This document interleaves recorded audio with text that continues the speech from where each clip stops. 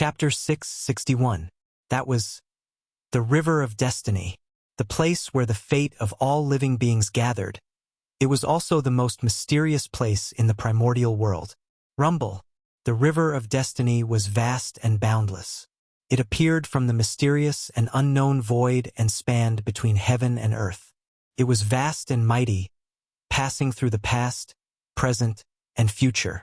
Countless universes appeared clearly in front of everyone. At this moment, all living beings who raised their heads to look at the River of Destiny found a trace of their future trajectory in the vast river. Vaguely, some living beings seemed to have understood something. They grasped a trace of opportunity from the future and had the possibility of confirming their Tao. However, most of them still gained nothing. They looked at the River of Destiny blankly, not knowing what had happened. Boom! Suddenly, an inexplicable vibration shook the entire primordial world and attracted everyone's attention. Just as everyone was puzzled, they saw a shocking change in the human race. Terrifying destiny rose and rushed straight to the River of Destiny. It gradually merged with the tributary that represented the destiny of the human race in the River of Destiny.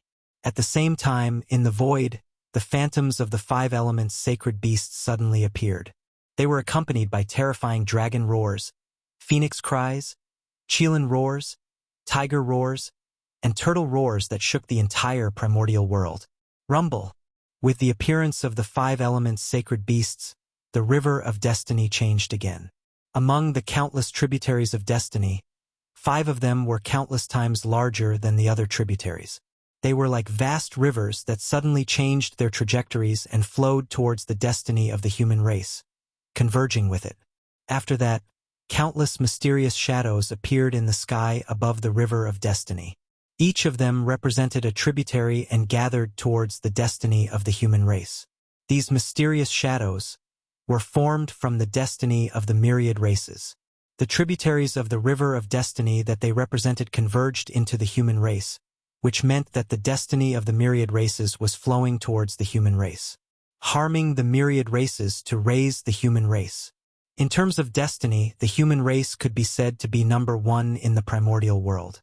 However, if one wanted to become the main character of the world, being number 1 was not enough. Because number 1 was only the strongest, it did not mean that one was invincible. The second, third, fourth, and even later existences might be able to defeat the first if they joined forces. Therefore, if the human race wanted to truly become the main character of the world, they had to suppress the primordial world in terms of destiny. Even if all the factions of the primordial world joined forces, they would not be able to suppress the human race in terms of luck. He had gathered the destiny of all races in order to establish the destiny of the human race to suppress the primordial world. However, luck suppressing the primordial world was only the beginning. Afterwards, as the human race developed, its karmic luck would grow stronger and stronger until it completely devoured the karmic luck of all other races and occupied the entire river of fate. In fact, take the human Tao and replace it, to redefine humanity with the human race. Rumble. Under the infusion of the providence of the myriad races, the providence of the human race became stronger and stronger. One could see that the tributary that represented the karmic luck of the clan within the River of Destiny was growing wider and wider as countless tributaries poured into it. Crash! It was like the sound of a flowing river, clearly transmitted to everyone's ears. It was the sound of the river of fortune flowing. Now, under the blessing of the myriad race's providence, his appearance had changed greatly. If the human race's karmic luck had been a small river before, then the human race's karmic luck was now as vast and boundless as an ocean. Vast and deep. This was the current river of fortune of the human race. He could no longer be called a tributary. In the vast River of Destiny, the countless tributaries became smaller and smaller, almost to the point where they could not be seen with the naked eye. On the other hand, the destiny of the human race was the opposite. He was like a vast ocean, occupying the center of the River of Destiny and flowing towards the unknown. The river was so vast that it almost occupied more than half of the River of Destiny, squeezing the living space of the other tributaries of destiny. And in the process of flowing, Some smaller tributaries of the River of Destiny began to slowly merge into it under the summoning of an inexplicable force, becoming a part of the River of Destiny of the human race. Boom! The River of Destiny was so vast that it could be said to be boundless, and the destiny of the human race could occupy half of it. From this, it could be seen that the destiny of the human race had far surpassed that of the Magi and demon race at their peak. Even the celestial sect of wonders could not be compared to it, and this was the protagonist of heaven and earth. Not only was he number one, but he also used the power of a single race to monopolize more than half of the primordial world's destiny, completely eliminating the possibility of others surpassing him. Otherwise, he could not be called the protagonist of heaven and earth. The protagonist of heaven and earth.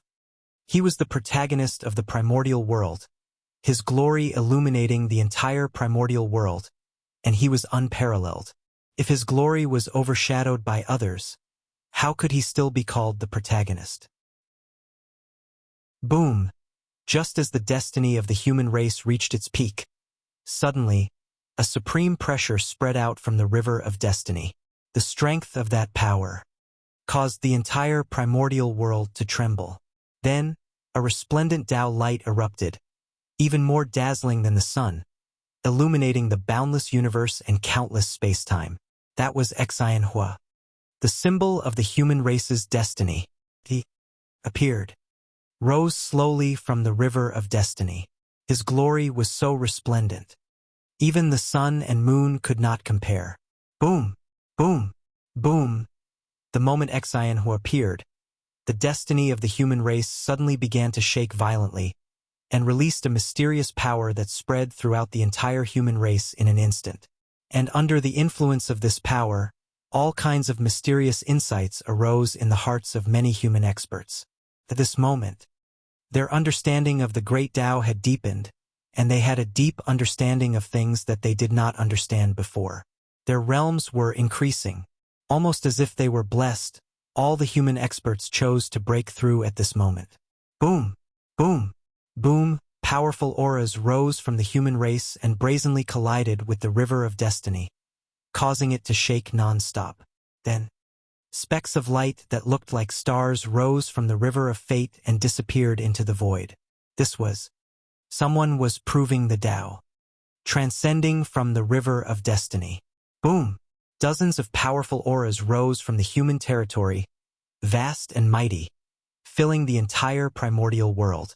That powerful pressure made all living beings feel reverence from the bottom of their hearts. Daluo-Jinxian. Someone in the human race had become a Daluo-Jinxian, and it was not just one, but a total of 36.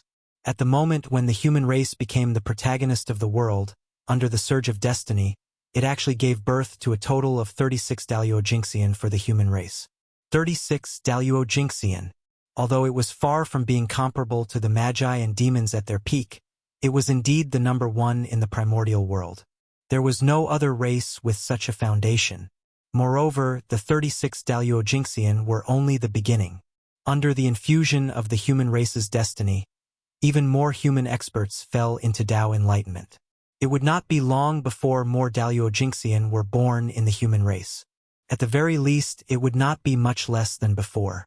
And this was under the restrictions of the world. If the heavenly Tao was willing to let go of the restrictions, just the infusion of destiny just now would be able to give birth to no less than 100 Daluo-Jinxian for the human race. But unfortunately, the world had changed. The cultivation environment of the ancient times was no longer there. The current primordial world had completely become the postnatal era. The laws of heaven and earth seemed to be covered with a layer of gauze, becoming hazy and difficult to comprehend. It was more than 100 times more difficult than in the ancient times. In addition to the other restrictions, if the living beings wanted to become Daluo-Jinxian, it could be said to be thousands or tens of thousands of times more difficult than ancient cultivators. Could even be said that, if the living beings wanted to become Daluo-Jinxian, the difficulty was exactly the same as the difficulty of the ancient cultivators to become quasi-saints. From this, it could be seen the difficulty of the living beings to attain the Tao. In other words, It was almost impossible for the living beings to attain the realm of Daliao Jingxian through normal means. This was a restriction of the heavenly Tao on all living beings. There were too many Daliao Jingxian in the primordial world, but the world did not need so many Daliao Jingxian. Therefore, the heavenly Tao placed a restriction on the world, increasing the difficulty of attaining the Tao. It was fine if there were Daliao Jingxian in the past, but in the future not too many Daliao Jingxian would be allowed to appear. This could be considered a punishment of the heavenly Tao for cultivators. The reason why cultivators were getting worse with each generation was not only because the cultivation environment was getting worse, but also because the heavenly Tao was deliberately restricting them. Even under such circumstances, the destiny of the human race could still give birth to 36 Daliao Jingxian for the human race. It could be seen how powerful the destiny of the human race was. And the strength of the destiny of the human race was not only shown. Under the Daliao Jingxian, there were more Tai Jingxian and golden immortals breaking through. Could be said that, as the human race became the main character of the world, the strength of the human race as a whole increased by a large level. With so many experts breaking through, almost all the spiritual energy in the human territory was squeezed dry. Even the heavenly cycle palace, which the human race had the most, was not enough. If the human race's destiny was not strong enough to directly draw innate spiritual energy from the heavenly realm, the spiritual energy in the human territory would not be enough to support the breakthrough of so many experts. After this, the only shortcoming of the human race has been completely fixed. In the heavenly court, the South Pole Emperor quietly watched the changes of the human race, his heart filled with joy. The sudden change really brought him a huge surprise. One had to know that although the human race was strong in the past, it was obviously abnormal. There were many low-level cultivators, and they could be said to be the most powerful in the primordial world. Excluding Feng Zichen, there were also the 3 sovereigns and 5 emperors, these 8 supreme experts. However, there were really too few middle-level and high-level cultivators. Daliao Jingxian was only in his 30s, obviously not worthy of the identity of the main character of the world. However, under the infusion of destiny, the strength of the human race suddenly increased to a level that was enough to match the identity of the main character of the world. In Feng Zichen's eyes, the strength of the human race was still far from being comparable to the shamans and demons at their peak. However, in the current primordial world, it was enough. They deserved to be number 1. Even if the 4 great sage orthodoxies attacked together, they were far from being a match for the human race. It could be said that under the infusion of destiny, the changes of the human race in this short period of time were comparable to the changes of the human race's normal development for tens of millions of years. This change. Who would it be? Who would be unhappy? Not to mention Feng Zichen. The human race's destiny skyrocketed, and even the 3 sovereigns and 5 emperors who were cultivating in the Fire Cloud Cave received some benefits, and their strength increased to varying degrees. Even Yuhua, who was far away in the chaos outside the heavens, was also affected, and her strength suddenly increased by a large margin. However, for them, the improvement of their strength was secondary. The main thing was that with the improvement of their destiny, their understanding of the Tao had become deeper. Especially for Fuxi, the improvement of his destiny was even more significant. With the blessing of the human race's destiny, he, who already had a deep foundation, truly saw the possibility of attaining the Tao. It was estimated that it would not be long before he could take that crucial step and cultivate into the primordial Daliao Jingxian. This kind of power was not the power brought by the quasi-saint karmic rank, but the power that truly belonged to him. The primordial Daliao Jingxian, the karmic rank only brought him the power comparable to the primordial Daliao Jingxian, but it did not deprive him of the possibility of continuing to improve. The two did not conflict. On the contrary, the two complemented each other. Karmic rank was the authority of the primordial world. Having a karmic rank, it was like the authorities were giving you a cheat. With the blessing of the karmic rank, the cultivation speed would be faster. Similarly, the stronger one was, the more perfect the power brought by the karmic rank could be. It was true that the power of the karmic rank was very strong, but this did not mean that the person with the karmic rank was weak. In other words, even the current 6 sages, even if they had suddenly lost their sage karmic rank, they were still the supreme masters who suppressed the primordial world. This was because they had already cultivated into the realm of the primordial Daluo Jinxian with the blessing of the sage karmic rank. The sixth heaven of the sage was the sixth heaven of the primordial chaos. In terms of the essence of the realm, there was no difference between the two. The only difference was that the former could control the power of the way of heaven, while the latter could not. As the supreme masters of the human race, the 3 sovereigns, 5 emperors, and Nuwa had all benefited. In terms of contribution to the human race, Feng Zichen, who was also the North Star Emperor, would naturally benefit more than them. Boom, on the North Star. An invisible force descended with a loud rumble. It ignored all the restrictions and formations and directly blasted on the light cocoon formed by the North Star Emperor in the North Star Palace. The North Star Emperor, who was at the critical moment of transformation and was only half a step away, directly took the last step with the help of this force and completed the final transformation. Bang! There was a shocking explosion, and the light cocoon formed by the North Star Emperor shattered and turned into light spots that filled the sky and disappeared. At the same time, a supreme pressure swept out in all directions with the North Star as the center. In the blink of an eye, it spread to the entire primordial world. Whoosh! At this moment, the world went silent. In front of this supreme pressure, the world seemed to have frozen. Time and space stopped moving, and the rules also stopped operating. Only on the North Star, a figure that was surrounded by Taoist rhymes and filled with a mysterious aura slowly appeared. That was the North Star Emperor. He had attained the Tao. In a trance, endless light bloomed from his body. It was extremely bright, and the world lost its color. Only the bright light of the Tao filled the air. P.S. Today is the birthday of my book friend, the Sky Guide. I would like to say to him, Happy birthday! I hope he can see it. Chapter 662. However, very soon, the unbelievably bright Tao light began to fade. Like flowing water, the Tao light that shrouded the entire Eldritch universe vanished in the blink of an eye and gathered behind the North Star Emperor. After a series of distortions, the bright Tao light gradually dimmed, and endless mysterious runes appeared. Not long after, the Tao light completely disappeared. A long river made of innate runes replaced his position and floated behind the North Star Emperor, bobbing up and down. That was the Great Tao River. It was formed by the North Star Emperor's Great Tao and was more than 3,000 miles long. It represented the North Star Emperor's third heaven of primordial chaos. That's right, it was the third heaven.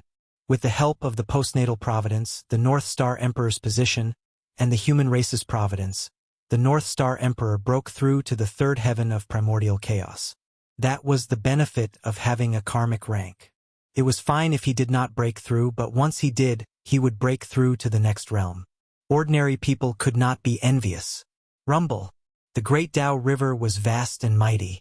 It was only 3,000 miles long, but it gave people a feeling that it was incomparably huge. It was like a bridge of heaven and earth that pierced through the entire world and emanated endless majesty. Splash! Suddenly, the Great Tao River moved. Endless innate runes flowed like flowing water and made splashing sounds, breaking the peace of heaven and earth. Then, as if something was broken, heaven and earth resumed its flow.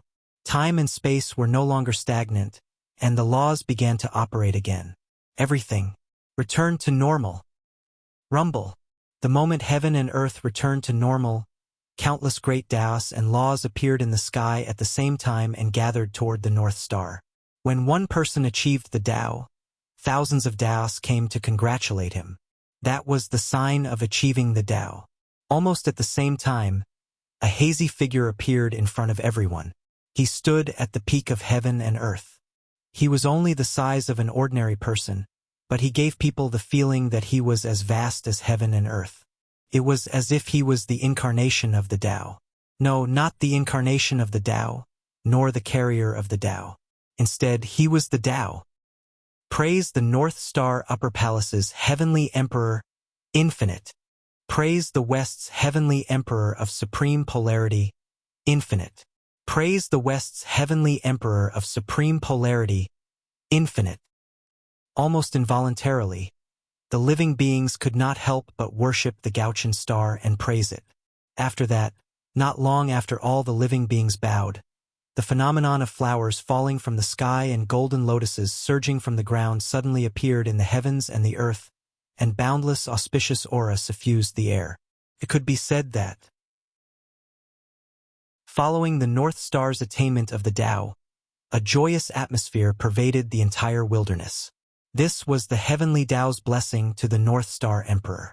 The North Star Emperor's attainment of the Tao was celebrated by everyone. This treatment was almost comparable to that of a saint. As the supreme of heaven and earth, the innate sword ancestor, the sage emperor of the human race, the post-celestial Tao ancestor, and the great Taoist priests, great Emperor Gauchian was qualified to do so. If the heavens and earth did not bless him when he attained the Tao, given the vastness of the primordial world, who was qualified to receive the blessings of the world when they attained the Tao? After all, in a sense, the status of the North Star Emperor was even more honorable than that of a sage. Not to mention anything else. The three words great Taoist priests were enough to make the North Star Emperor stand at the top of the untainted land and be worshipped by all living beings. Oh! The North Star Emperor has attained the Tao.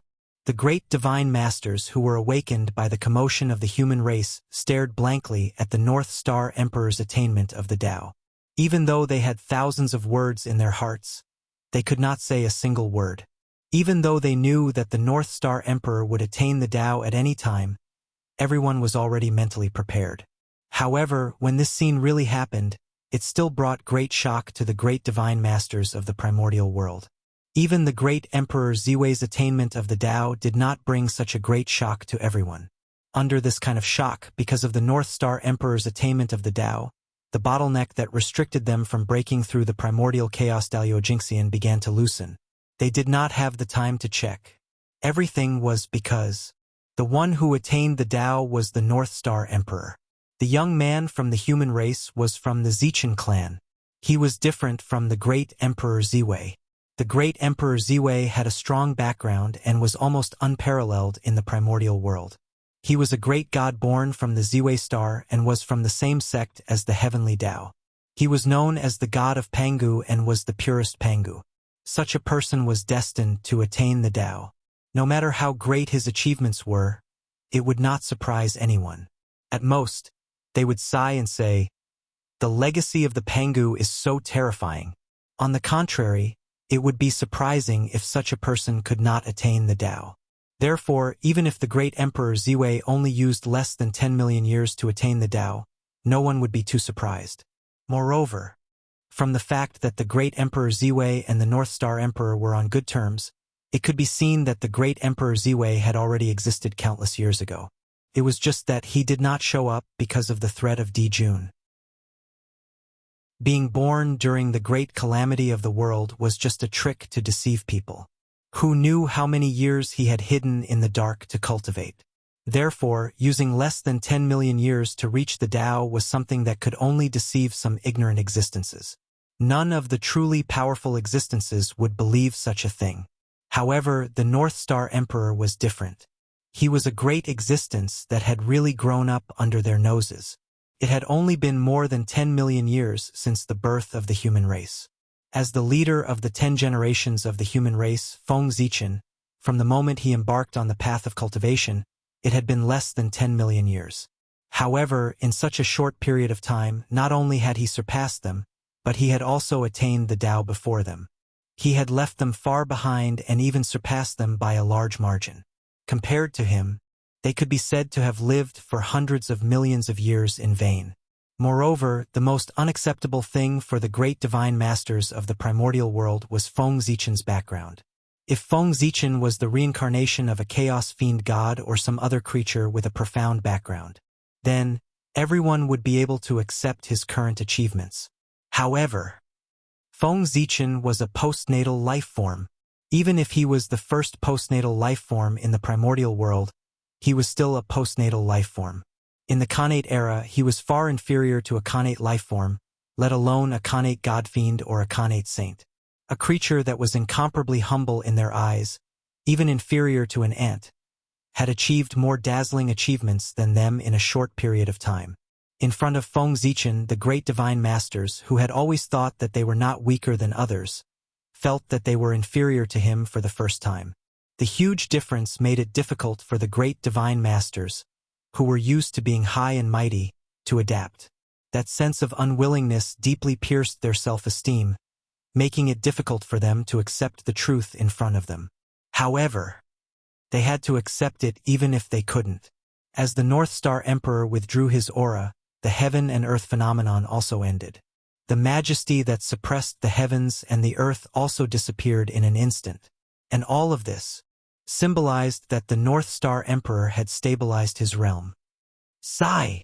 Don't be conflicted. The North Star Emperor's attainment of the Tao is his own and also his opportunity. There's nothing to be envious of. Moreover, his attainment of the Tao is also a good thing for us. The Poor Way feels that with the North Star Emperor's attainment of the Tao, the boundary between the quasi-sage realm and the primordial chaos Daluo-Jingxian realm is becoming more and more blurred. Perhaps it won't be long before we can attain the Tao. After all, they had seen too many storms. After losing their composure for a short while, everyone quickly stabilized their Tao hearts and improved a little, making their hearts to pursue the Tao even more determined. Then, everyone put away their complicated emotions and flew towards the boundless starry sky with a calm attitude to congratulate the North Star Emperor's attainment of the Tao. Just as everyone moved, the North Star Emperor and the South Pole Emperor moved at the same time. The difference was that one was walking towards the boundless starry sky, while the other was heading towards the boundless starry sky. At the same time, in the primordial world, changes occurred again. With the North Star Emperor's attainment of the Tao, the fate of the human race gradually disappeared, and the river of fate also disappeared. Without the suppression of the two, the aura that belonged to the human race was no longer concealed and was exposed to the heavenly way. In the human race's territory, 36 auras that belonged to the Daluo-Jingxian and tens of thousands of auras that belonged to the Tai-Jingxian burst out without any reservation. Rumble. The terrifying aura rose from the human race's territory and rushed to the sky, stirring up the boundless wind and clouds. Even the heavenly court was shaken by the aura. One could see how powerful it was. Good heavens! With such a powerful force, it could be said to be comparable to a quasi-sage expert, let alone surpassing the golden immortal realm. The human race's action was no less than challenging the heavenly way. Rumble. In the blink of an eye, the moment the human race's aura was exposed, the sea of laws at the intersection of heaven and earth shook violently as if it was enraged. Boundless laws swept out as if they were going to suppress everything. Clatter. The sound of chains rattling could be heard from the void. Then, in the sea of laws, streaks of divine light descended and turned into divine chains of order that charged toward the human race. Swish, swish, swish, swish, swish, swish. Before the human experts could react, the divine chains of order formed by the divine light had already crossed the boundless void and arrived in the human race's territory. They wrapped around the human experts' bodies and locked them firmly. Then, streaks of divine light flashed. The human experts who were entangled by the divine light had disappeared without a trace. They had been led to the heavenly realm. Not long after, more than half of the human experts had disappeared. However, while some people were slow to react, there were naturally others who reacted quickly. As soon as the river of fate disappeared, some people realized that something was wrong. Almost instinctively, they rushed into the heavenly palace. Thus, under the protection of the heavenly palace, these human experts were not sensed by the divine light and were spared. Even so, more than 80% of the human experts were still forced to ascend to the heavenly realm. After this incident, the human race's strength in the primordial world could be said to have suffered a great loss. When they were forcefully received by the divine light, their bodies were branded with the heavenly Tao. With this Tao imprint, even if their strength was suppressed, they would not be able to return to the primordial world in a short period of time. This was because with the heavenly Tao imprint on their bodies, they would definitely be rejected by the primordial world. They could only return to the primordial world after the heavenly Tao aura disappeared. There was another important point. The heavenly Tao aura on the imprint would disappear, but the imprint itself would not disappear. The imprints could be stacked. The more imprints one had, the harder it would be to get close to the primordial world. At the same time, when the imprints accumulated to a certain number, it would attract a heavenly tribulation or even a heavenly punishment. This was a method used by the heavenly Tao to counter cultivators. It was to prevent cultivators from frequently exposing their strength in the primordial world. If they wanted to erupt once and leave, they could come back later. That was impossible. The loopholes of the heavenly Tao were not so easy to exploit. Those who dared to exploit the loopholes of the heavenly Tao would definitely pay the price. This was because the heavenly Tao would not reason with you at all. If they found a loophole, they would fill it. As for those who took advantage of the loopholes, they would kill them casually. Therefore, even if there was a passage to the heavenly realm in the heavenly palace, the human experts who were guided away by the divine light could not return through these passages. At least that was the case for a short period of time. However, they did not have to return. This was because the primordial world would welcome the 6 celestial emperors of the human race, the North Star Emperor. As everyone knew, the true identity of the North Star Emperor was the ancient sacred emperor of the human race, the Zichan clan. Since he would be the celestial emperor, these human experts who had just ascended to the heavenly realm would naturally have the opportunity to show their prowess. Of course, even if the human race on the ground had lost 80% of their strength, they still had the power to suppress the entire primordial world. This was not an exaggeration. The current human race was more than 10 times stronger than before. It was not an exaggeration to say that it was 100 times or 1,000 times stronger. With such strength, even if they had lost 80% of their strength, they were still stronger than before. Since that was the case, it did not make sense that the weak human race in the past could suppress the primordial world, but now the stronger human race could not do so. Good. Very good. The current human race finally has a trace of the shadow of the primordial world's great race. In the chaos outside the heavens, Feng Zichan sensed the changes in the human race, and he could not help but feel happy. Of course, he dared to show such a performance because he was not afraid that the 3 pure ones and the others would discover his relationship with the human race. That was because the North Star Emperor had achieved the Tao.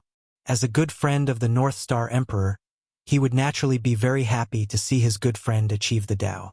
On this point, no one could find fault with it. Unlike Feng Zichan's joy, the 3 pure ones' faces were completely dark. As for Zhuan-Ti and the other 2, they were watching from the side. This time, the human race had prospered. Because of the Khanate ferocious beasts, the chaos of the demon sect, and the disaster of the chaos fiend god, most of the 3 pure ones' plans had failed. Especially the heavenly lord of primordial beginning. It could be said that he had suffered a great loss. No, it should be said that he had lost everything. Although the Grand Pure One and the Grandmaster of Heaven had suffered some losses, they had each obtained the position of the Imperial Preceptor. As for the heavenly lord of primordial beginning, not only did they not get anything, but they also lost a lot. Back in the Purple Cloud Palace, everyone had already agreed to give the position of the Imperial Preceptor to the 3 sections. Chapter 663. As for why it was 3 sects and not 4, that was naturally because everyone followed the usual practice and excluded the Western sect. The matter in the East. How could he allow the Western barbarians to interfere? After the 3 sects obtained the position of the teacher of the 3 emperors, the Grand Pure One personally descended to the mortal world to teach the emperor of the human race, Fuxi. Although the identity of the emperor was noble, the Grand Pure One was the heavenly Tao saint. He was the spokesperson of the heavenly Tao in the primordial world. With such a status, he was definitely qualified to become the Sky Emperor's master. After heavenly Emperor Fuxi, it was earthly Emperor Shenong. However, at that moment, in order to protect the primordial world, all the saints had left the primordial world and headed to the chaos outside the heavens. Since the prime of Tongtian was not around, Shen Qing took the earthly emperor as his disciple. Although the earthly sovereign status was much higher than Shen Qing's, the earthly sovereign status was much higher. Moreover, Xianqing was far from being comparable to the Grand Pure One. But in the end, the earthly sovereign was also a human. On the other hand, Xianqing was the immortal master of the human race. He was the teacher of all the immortals of the human race and was worshipped by the entire human race. Therefore, as long as the Emperor of Earth was still a human, he would have to call Xianqing teacher. With this identity, Xianqing was naturally qualified to be the teacher of the earthly sovereign. Ren School had the Grand Pure One and Jie School had the 9 heavens immortal venerables. However, Chan School had nothing. Although the 12 golden immortals all had extraordinary backgrounds, their achievements were extremely limited. He hadn't even touched the threshold of Daluo Jingxian, let alone become the teacher of Ren Huang. Furthermore, due to Fuxi and Shinong's exceedingly outstanding performance, the position of the Ren Huang changed. He went from the ruler of a race to the ruler of all races. Therefore, the Ren Huang became even more honorable. In that case, with the cultivation of the 12 golden immortals of the Chan School who were not as strong as Daluo Jingxian, how could they be qualified to be the human emperor's teacher? Wasn't he afraid of being devoured by the qi of heaven and earth and falling into the cycle of reincarnation? He knew that he was not qualified. Even if the disciples of Chan School were unwilling, they had no choice but to change. He changed his plan from becoming the teacher of the human emperor to helping the human emperor unify the primordial world. In this way, although the merit points obtained would be less, at least he would not return empty-handed. After all, no matter what, this was an opportunity that the 3 pristine ones fought so hard for. They cannot waste it. If he could get a little more, he would get a little more. Unfortunately, the 12 golden immortals of Chan School had a good idea, but they had overestimated their strength. In the battle between Shenyuan and Qiyu, not only did they not gain any benefits, but they were also caught in the tribulation. If Taoist Randeng had not taken action in time, they would have died in the tribulation and turned into ashes. After a great battle, not only did he not reap any benefits, he almost lost his disciple. How could the primordial Lord of Heaven not be angry? And this was not what angered him the most. What infuriated him the most was that because of the tribulation aura, the disciples of the Chan School had to go through the tribulation in the future to erase the tribulation aura on their bodies. Otherwise, he would have to go through the cycle of reincarnation. It was already good enough that the heavenly Lord of primordial beginning did not fly into a rage on the spot when such a great opportunity was ruined. In short, the matter of the imperial tutor. The primeval Lord of Heaven had suffered a great loss. After the 3 sovereigns were the 5 emperors. Since the 3 imperial tutors belonged to the 3 pure ones, then the imperial tutors of the 5 emperors belonged to them as well. However, the 3 sovereigns were too strong. With the strength of the 3 of them, they stirred up the boundless momentum and forcefully raised the position of the human emperor, causing the position of the 5 emperors to change. Once they succeeded to the throne, they would be the master of all races. With such an identity, the remaining disciples of the 3 sects were not qualified to be their teachers. If they forced it, they would only end up being devoured by luck. Just like that, the 3 pure ones' plan for the human race was broken in an unexpected way. The failure of the imperial tutor's plan undoubtedly had a huge impact on the 3 pure ones, because this caused their subsequent plans for the human race to be unable to be carried out. The reason why the 3 pure ones valued the position of the imperial tutor so much was not because of the merit. How much merit was there? How could it move the 3 pure ones, who had the merit of opening the heavens? What really moved them was the destiny of the human race.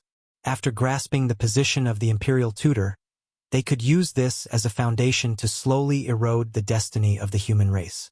Without the position of the imperial tutor, the 3 pure ones would lose a method to erode the destiny of the human race. In this way, how could their faces not turn black? As for receiving Zhuan-Ti, no matter how high the destiny of the human race was, it would have nothing to do with them. No, it was not completely unrelated. After all, there was an irreconcilable blood feud between the two. If the destiny of the human race was too strong, it would not be a good thing for receiving Zhuan-Ti. In the future, he still needed to find an opportunity to weaken the strength of the human race. Otherwise, if the human race was too strong, they would attack the Western sect instead. In the chaos outside the sky, unlike the three pure ones' gloomy expressions, the joy on Yua's face was almost undisguised. She was too happy. No matter how much she fantasized, she would never have thought that the postnatal race that was created to achieve the Tao. Today, she had achieved something that even the Magi and demons had not done at their peak and become the main character of the primordial world. That was the main character of the world, a powerful race that controlled half of the destiny of the primordial world. Although the destiny of the human race was not completely controlled by Nuwa, as the creator of the human race, as long as the human race was not destroyed, she would always control a portion of the destiny of the human race. This was a unique benefit of the creator of the human race. Others could not envy it. This portion of destiny was between 10% and 20%. The remaining destiny of the human race was more complicated. Because of the immortal Tao, the celestial sect of wonders controlled 20% to 30% of the destiny of the human race. The immortal Tao was the foundation of the celestial sect of wonders. Later on, it expanded into the Tao of alchemy, the Tao of refining, and several other cultivation paths. As long as there were people in the human race who cultivated these great Taos, a portion of the destiny of the human race would definitely flow into the celestial sect of wonders. This was something that could not be helped. To be honest, the reason why the celestial sect of wonders could dominate the primordial world was that the immortal Tao had become the mainstream of the primordial world's cultivation. The immortal Tao was the foundation of the celestial sect of wonders. In a sense, anyone who cultivated the immortal Tao was a member of the celestial sect of wonders. The power of the celestial sect of wonders could be seen from this. The destiny of the human race that belonged to the celestial sect of wonders was not unique to the three pure ones, but shared by the disciples of the celestial sect of wonders. However, the three pure ones made up the majority, about 90% of them. After the celestial sect of wonders, the heavenly court also controlled a portion of the human race's destiny, but it was not much. The heavenly court, as the ruler of the primordial world, his destiny was not born out of thin air. When the heavenly court was formed, all existences in the primordial world, regardless of whether it was a person or an object, as long as they were in the primordial world, they had to part a wisp of destiny and gather in the center of the primordial world. And this was the destiny of the heavenly court, and it was also the symbol of the heavenly court's control of the primordial world. As a member of the primordial world, the human race naturally had a wisp of destiny in the heavenly court. If the heavenly court had it, so did the Een court. After all, countless people died every year in the human race. After deducting the destiny in the hands of outsiders, the destiny that the human race truly controlled was only about 50%. This was already quite a lot. In addition to the destiny in Yua's hands, it was already almost 70%. This 50% of the destiny that belonged to the human race belonged to the human race, and it was not in the hands of a single person. However, although this portion of destiny was shared, it was not something that anyone could use. Without a doubt, Feng Zichen had the highest priority in the use of this portion of providence. After that, it was the 3 sovereigns and 5 emperors. After that, it was those with high authority in the human race. Don't underestimate this 50% of the human race's destiny. One had to know that the destiny of the human race was as much as half of the primordial world's destiny. The strength had reached an unbelievable level. Even a saint would not dare to say that he could contend with it. Even if it was only 50%, if it could be completely concentrated on a single person, it could create an existence that was comparable to a saint out of thin air. However, it was a pity that unless it was a last resort, the destiny of the human race would not all gather on a single person. After all, the destiny of the human race was not all on a single person. 50% of the destiny is not much, but it is not little either. However, for the human race, it is already the bottom line. Can't be less. If it is less than 50%, the human race will be in danger of losing its dominance. In the chaos outside the sky, Feng Zichen thought to himself. The human race only controlled 50% of the destiny. This was an extremely dangerous signal for him. One had to know that destiny was not unchanging. If someone controlled more than 50% of the destiny of the human race, then if this person wanted to do something to the human race, Feng Zichen would not be able to stop him at all. Therefore, 50% of the destiny was Feng Zichen's bottom line. However, this was far from enough. He still needed more. Only when more of the destiny of the human race was in the hands of the human race could the human race truly control their own destiny and not become someone else's puppet. 50% of the destiny of the human race outside, other than the 10% of the destiny of the Nuwa that could not be changed, the rest of the destiny was Feng Zichen's goal. Destiny was not unchanging. External factors had a great impact on it. If the immortal path's influence in the human race was weak, then correspondingly, the destiny of the human race that it controlled would be reduced.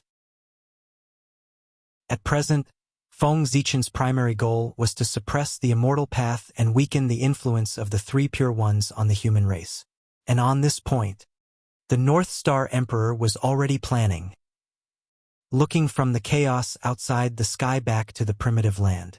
At this moment, with Emperor Shun's abdication, everyone elected you as the leader of the human race to rule the primitive land. However, due to the end of the Emperor's destiny of the human race, Yu was only respected as King Yu, not Emperor Yu. However, even though the Emperor's destiny of the human race had ended, the Emperor's aura of the human race did not weaken at all.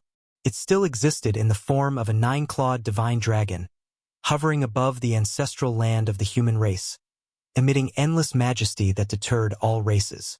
Perhaps, with the support of such a strong Emperor's aura, it would produce an Emperor's purple aura for the human race. It was not impossible for King Yu to take another step forward and become one of the 9 great emperors of the human race. What a strong Emperor's aura! Perhaps this is where Yu's opportunity lies. With this, he can take another step forward and become a great emperor. If this is really the case, the destiny of the human race will definitely be stronger. In the heaven, the North Star Emperor could not help but exclaim when he saw the scene in the ancestral land of the human race.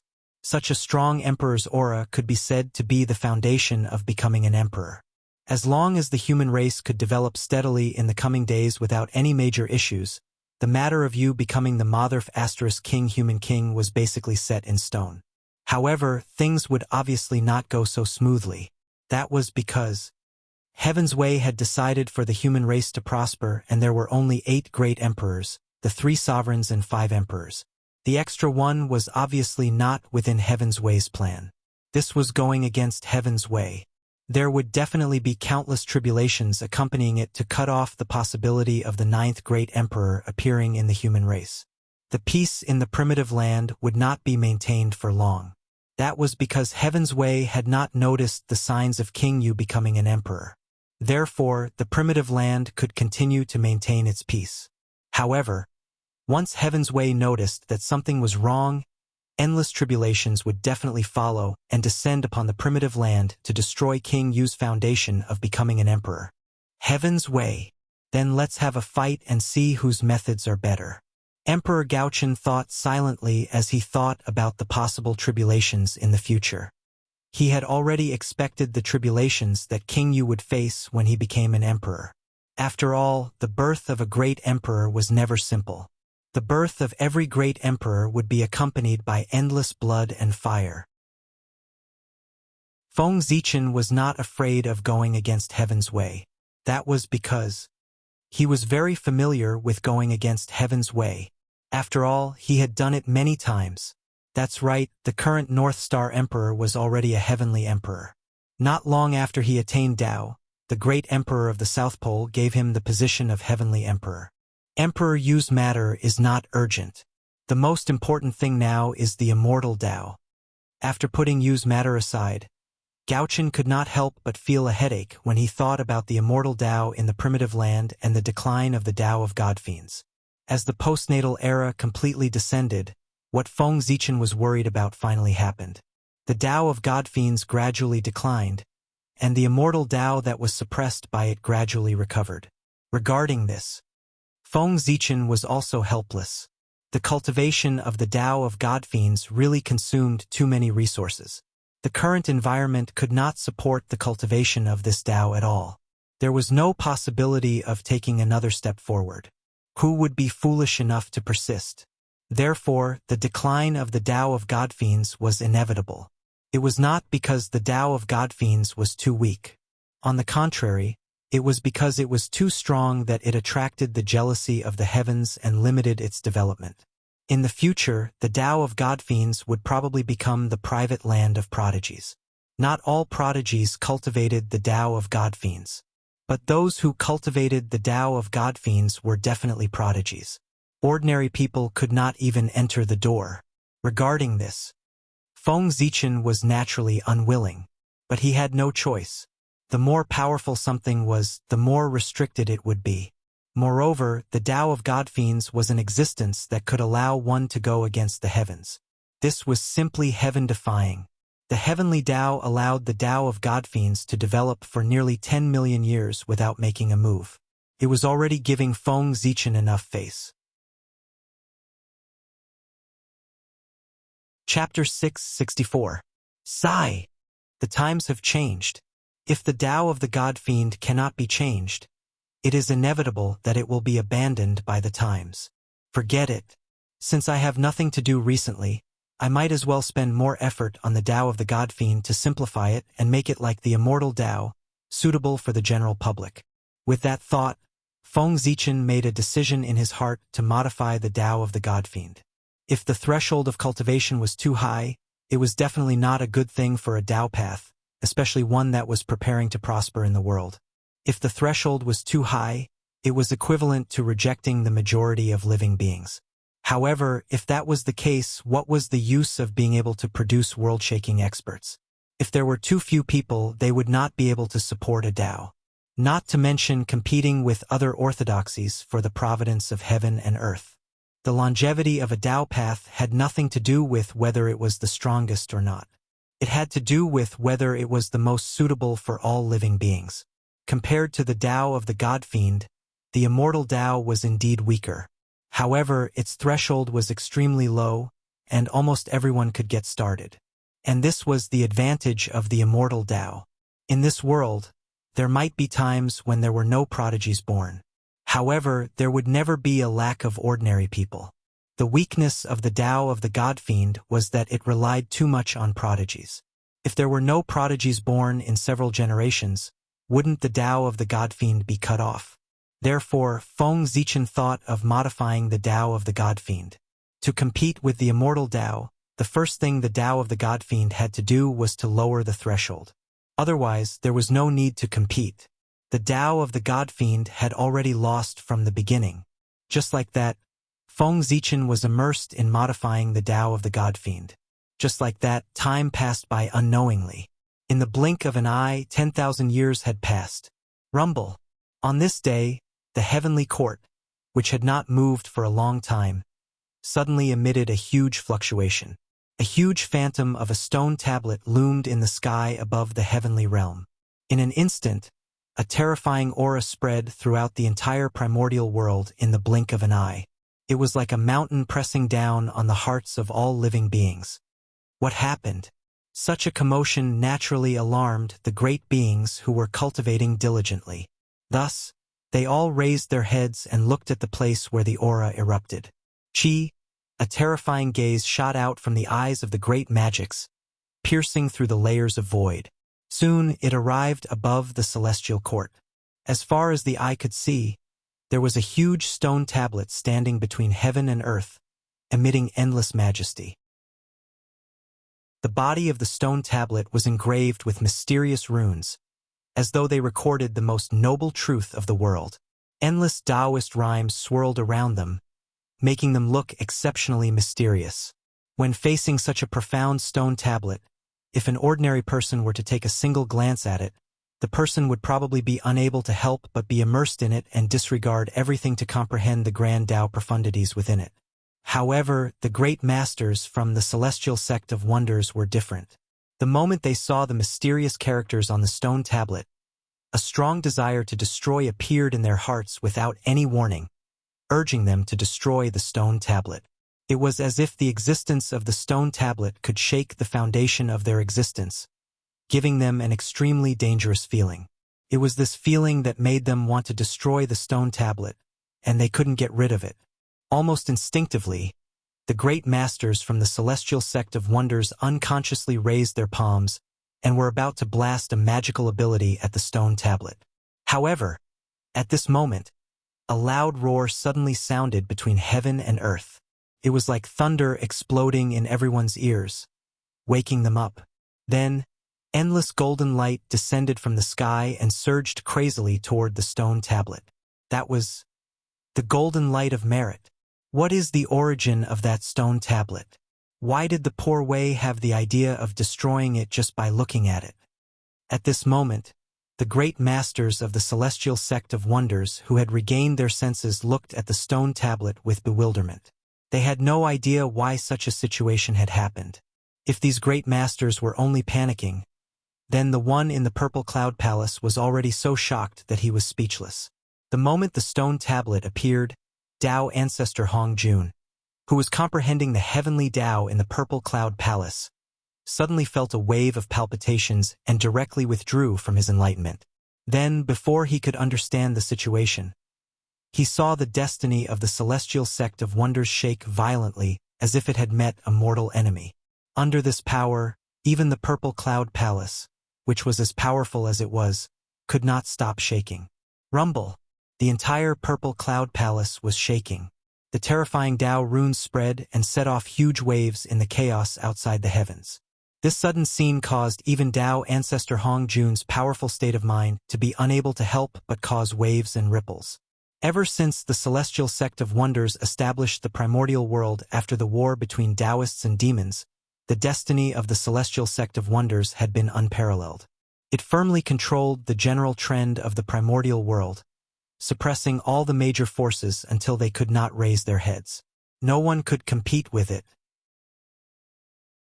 It could be said that the celestial sect of wonders was the pillar of the primordial world. Naturally, no one could shake such a powerful existence's destiny. But today, the destiny of the celestial sect of wonders was shaking violently out of the ordinary, as if it had met a mortal enemy. How could Tao Ancestor Hong Jun not be shocked? This kind of situation had only happened in the primordial era, when the demon sect was at its peak. Therefore, Tao Ancestor Hong Jun's first thought was that the demon sect had been revived again. But immediately he felt that something was amiss. Under the joint suppression of the 4 emperors of the heavenly court, the demon sect had been crippled. Even the demon ancestor Rahu had been severely injured and would not be able to rise again in a short period of time. Therefore, the threat to the celestial sect of wonders was definitely not the demon sect. If it was not the demon sect, who else could it be? The celestial sect of wonders' destiny was clearly shaking the foundation of the celestial sect of wonders. And what was the foundation of the celestial sect of wonders? Naturally, it was the immortal Tao. An existence that threatens the immortal Tao? While feeling puzzled, Tao Ancestor Hong Jun could not help but calculate in his heart. In a trance, he first saw the figure of the North Star. Then he saw a huge stone tablet appear in his hand. It was extremely powerful, shattering endless time and space. It suddenly came to the long river of destiny and pressed down on the celestial sect of wonders' destiny, erupting with an intense battle. Martial Tao. It's the North Star. Shocked, Tao Ancestor Hong Jun withdrew from his deduction. But he had already understood the cause and effect. Martial Tao, an existence on par with the immortal Tao. North Star. Is this the trump card you left for the human race? It's indeed an incredible achievement. However, if you want to rely on this to deal with the immortal Tao, you're underestimating the poor Wei and the celestial sect of wonders. The celestial sect of wonders was able to stand at the peak of the eldritch world for countless years not only because of the advantage of the immortal Tao, but also because of the accumulation of the immortal Tao cultivators who occupied almost 90% of the eldritch world's living beings. In the face of such a powerful force, how can a newly born martial Tao compete with the immortal Tao? After understanding everything, Tao Ancestor Hong Jun only sneered coldly, and then he once again fell into a state of enlightenment. Even though he knew about the existence of martial Tao, he had no intention of doing anything to it. Firstly, martial Tao had just been born, and it was naturally protected by the heavens and earth. With the support of endless merit, others could not destroy it. Secondly, there was no need to. Yes, there was no need. Just as Tao ancestor Hongjun had said earlier, martial Tao had just been born and did not have the capital to compete with the immortal Tao. Did they really think that the power that the immortal Tao had accumulated over countless years was a joke? It could be said that, as time passed, the immortal Tao had long penetrated into every corner of the world and became an indelible part of it. In the Eldritch world, almost 90% of the living beings had chosen to cultivate the immortal Tao. This power, just thinking about it, was terrifying. Back then, the reason why the demonic Tao could compete with the immortal Tao was only because everyone was on the same starting line. And now, the celestial sect of wonders had long reached the end, but the martial Tao had just started from the beginning. With such a huge gap, how could the two compete? There was no comparison at all. If the immortal Tao was surpassed by the martial Tao under such circumstances, then it could only be said that the experts of the celestial sect of wonders were worse than pigs. They might as well all die of stupidity. In short, regarding the competition with the martial Tao, Tao ancestor Hongjun could not be considered to have interfered. He had already merged the Tao and become a part of the heavenly Tao.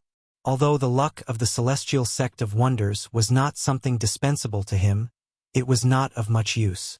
Moreover, anything that was beneficial to the Eldritch world, even if it hindered the development of the celestial sect of wonders, he would still support it. This was the price of merging the Tao. He had no choice. Not to mention, right now, the most important thing for Tao ancestor Hongjun was to pursue the realm of the Wuji Dalyo Jingxian. Some mundane matters should not affect him. However, even so, Tao ancestor Hongjun did not do nothing. Just as he was cultivating in seclusion again, information about the martial Tao naturally appeared in the sea of consciousness of the second-generation disciples of the celestial sect of wonders. After all, it was the great Tao that he had created himself. Tao ancestor Hongjun had some selfish motives. Oh, ha. Very good. In a hall somewhere in the heavenly court, Feng Zichen looked at the stone tablet floating in the air in front of him and could not help but nod his head in satisfaction. This stone tablet was called the Heavenly Tablet of Martial Tao. The mysterious runes recorded on the tablet were the general outline of martial Tao. And without a doubt, the so-called martial Tao was a simplified version of the path of gods and demons. Compared to the path of gods and demons, the martial Tao was undoubtedly much weaker.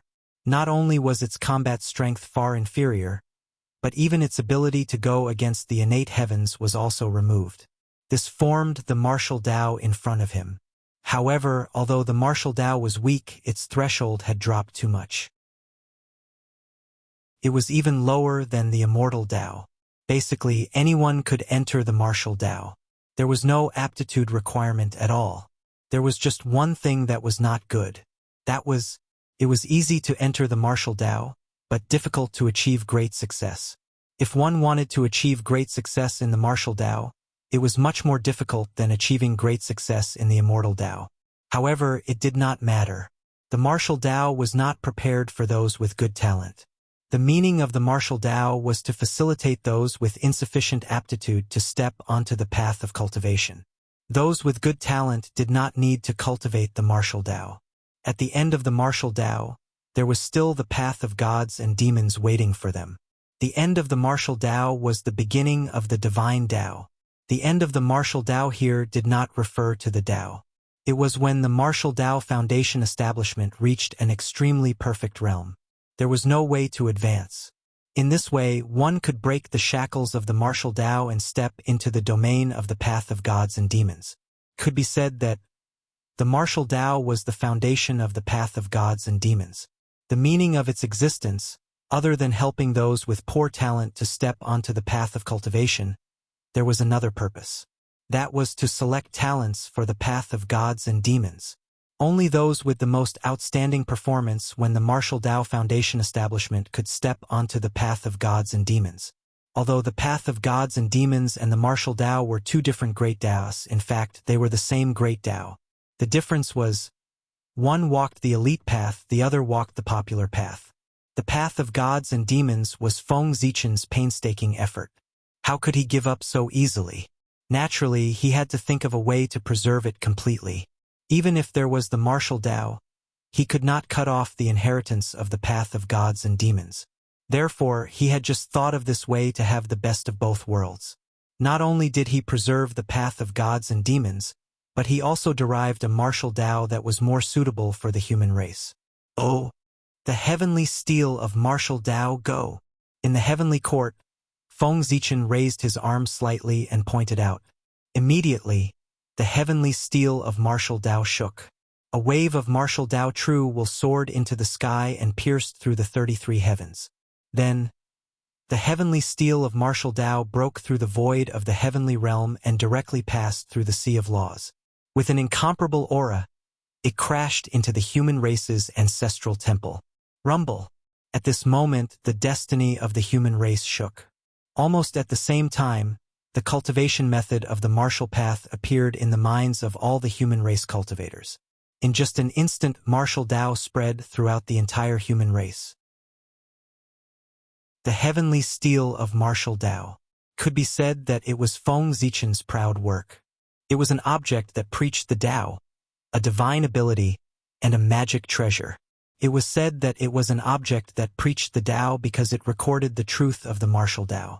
It was said that it was a divine ability because in order to carry the truth of the martial Tao, Feng Zichen had changed the supreme divine ability that he had created from comprehending Mount Buzhou, the Mount Buzhou seal, and used its immortal divine power to transform into the main body of the heavenly steel of martial Tao. It could be said that a heavenly steel of martial Tao, it was equivalent to a small Mount Buzhou. And it was Mount Buzhou that carried the true will of martial Tao. This power could be imagined. As for calling it a magic treasure, it was because at the moment of the birth of the martial Tao, boundless merit fell from the heavens and all fell into the heavenly steel of martial Tao. Even Feng Zichen's portion was injected into it. For this, with the help of merit, the heavenly steel of martial Tao was able to turn into reality. It became a top-notch postnatal merit supreme treasure. Moreover, the limit of the heavenly steel of martial Tao was not limited to this. As an object that preached the Tao, the heavenly steel of martial Tao carried the martial Tao. For this reason, it would definitely be worshipped by the human race in the future. In this way, the heavenly steel of martial Tao would not lack incense and willpower in the future. Unlike humans, magic treasures did not have spiritual intelligence, so they did not have to worry about the hidden dangers in the incense and willpower. Therefore, with the support of the incense and willpower, even if the heavenly steel of martial Tao could not transform into a primordial treasure. However, its power would also become stronger and stronger.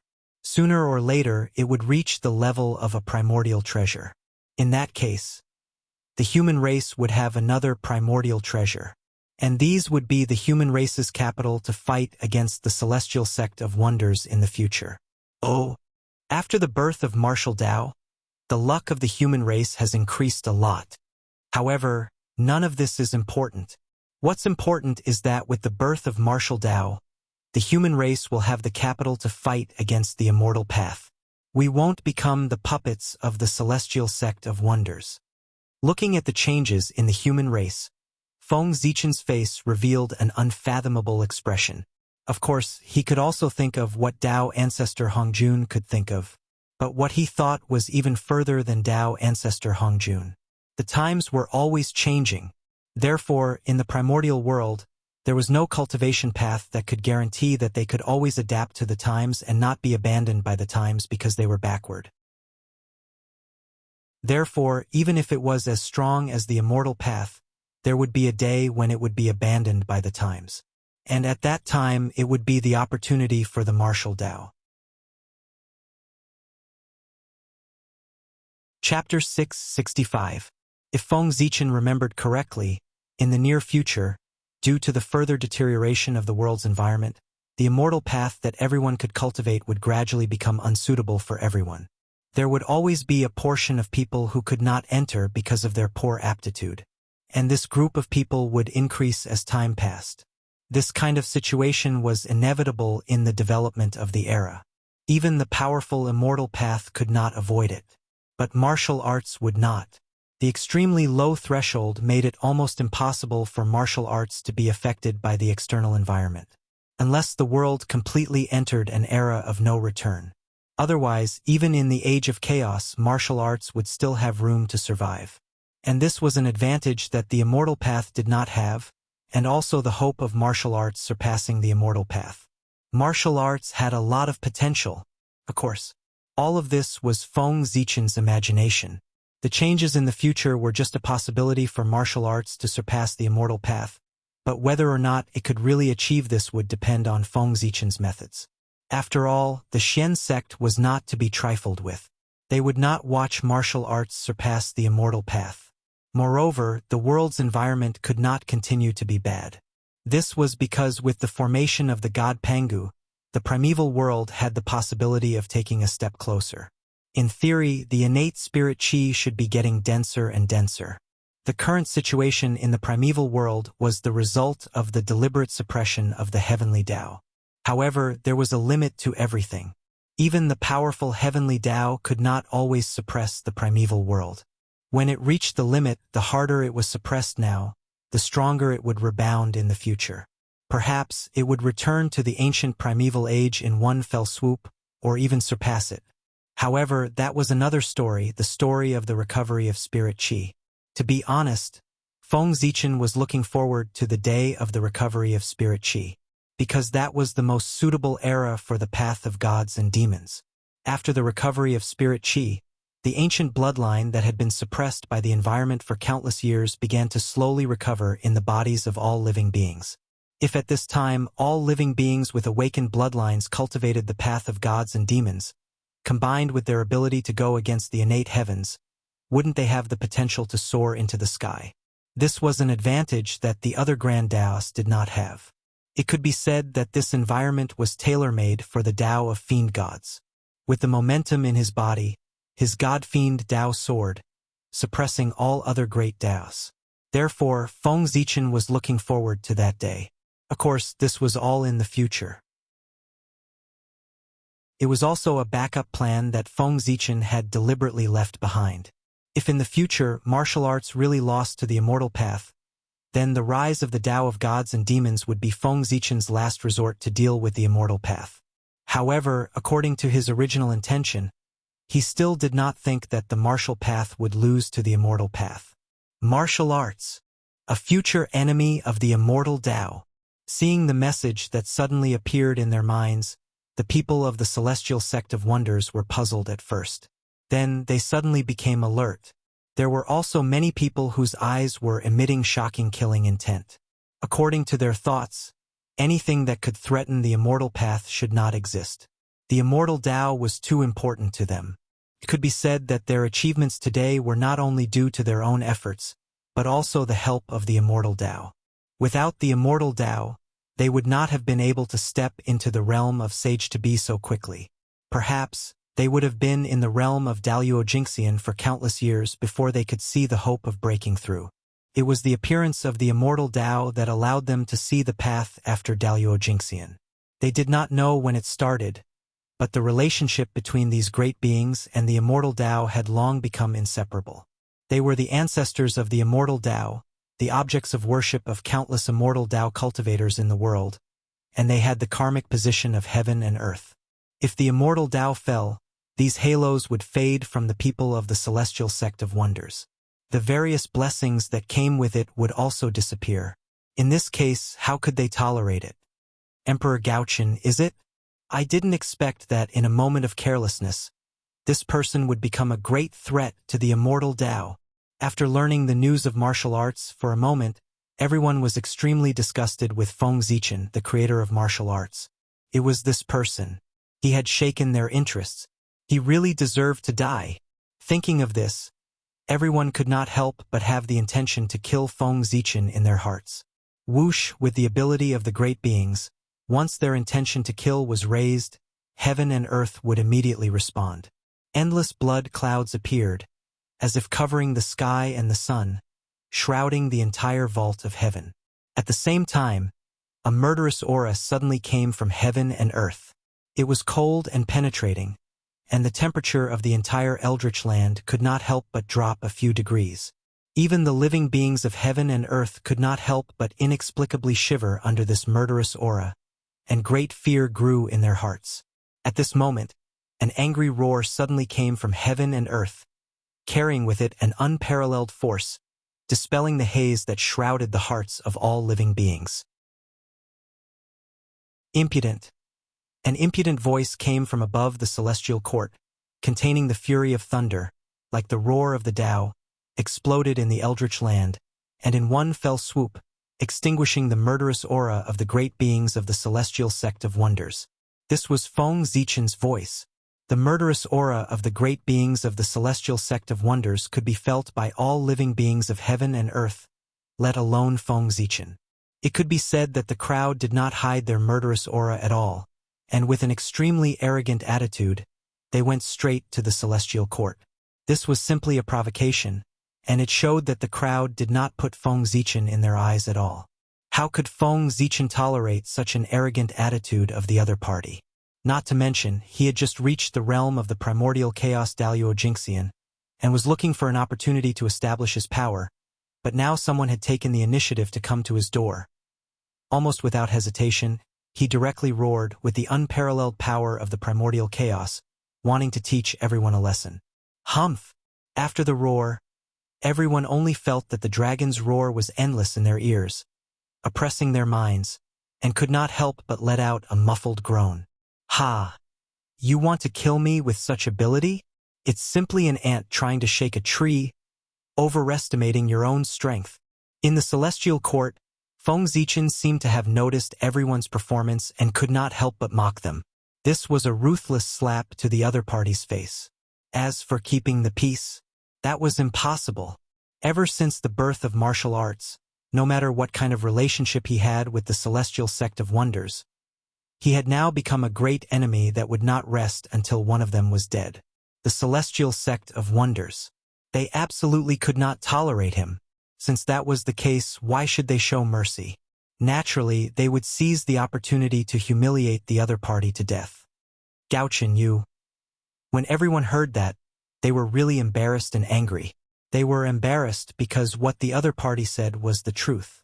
He was the primordial chaos Daluo Jingxian, and his strength was far beyond theirs. Moreover, he was the current celestial emperor. If they really fought, they would definitely not be a match for him. They were angry because the other party's words were too unpleasant. It was really infuriating. Gauchen, you've gone too far. Just as everyone was unable to get out of the embarrassing situation, a bolt of divine lightning suddenly flew from the chaos outside the heavens and blasted fiercely toward the celestial court. Tai Ching divine lightning. Feng Zichen's pupils constricted slightly, but he recognized the origin of the divine lightning in front of him. It was the supreme divine lightning of the celestial sect of wonders, the Tai Ching divine lightning. The Grand Pure Saint had made his move. That made sense. As the eldest senior brother of the celestial sect of wonders, and also the acting sect master, how could he not make a move when such a big thing happened to the celestial sect of wonders? If he really sat and watched the group of celestial sect of wonders being wantonly humiliated by Feng Zichen without doing anything, then it could be said that the celestial sect of wonders' reputation had been completely lost. How dare you, Grand Pure Saint? How dare you attack the celestial court? Even if you're a saint, you'll have to pay the price.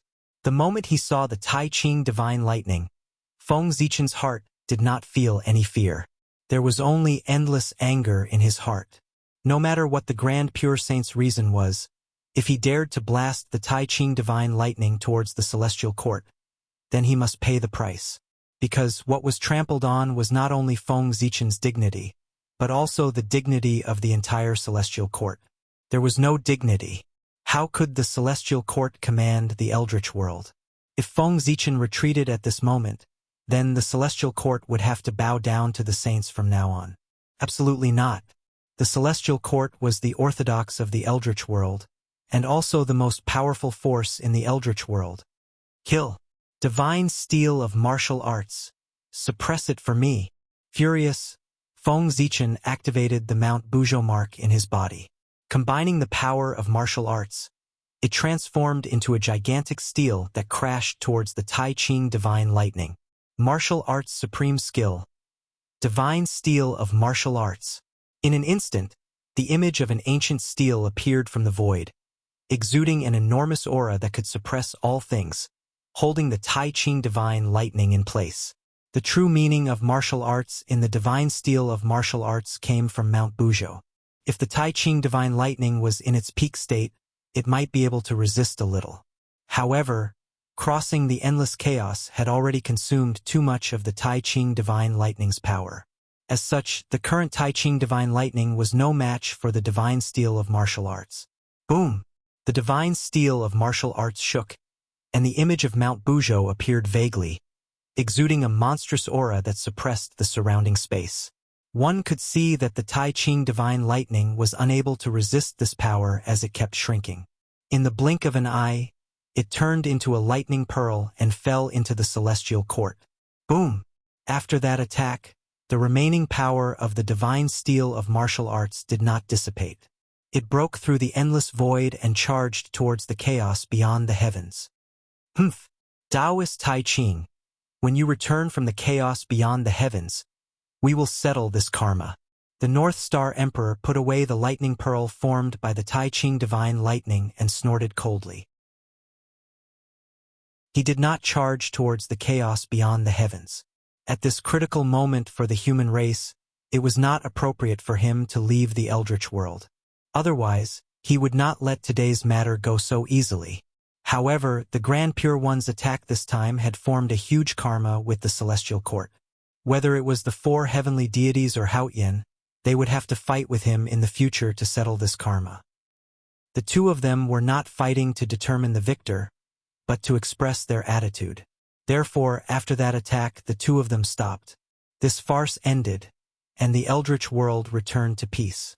However, the Eldritch world was calm, but the chaos beyond the heavens stirred again. With a boom, the chaos shattered, and a huge stone tablet suddenly appeared and blasted towards the Grand Pure One. "How dare you!" With a roar, the Grand Pure One waved the horsetail whisk in his hand and brushed it towards the divine steel of martial arts. Immediately, endless grand pure immortal light erupted, drowning and devouring the divine steel of martial arts. "Old Grand Pure One, how dare you bully me like this?"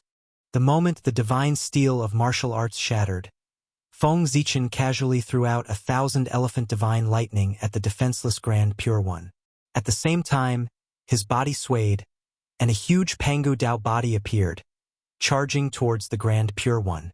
As one of the four heavenly deities, how could Feng Zichen, the great emperor of Ziwei, not react when he saw the Grand Pure One attack the celestial court? Rumble! Pangu's Dao body appeared. It was hundreds of millions of feet tall and was accompanied by boundless Dao runes. With every move he made, an unparalleled power erupted, shattering the surrounding primal chaos. This was called the extreme of strength. What? How can your physical body be so strong? I'm afraid even if Di Jiang comes back to life, he won't be so powerful.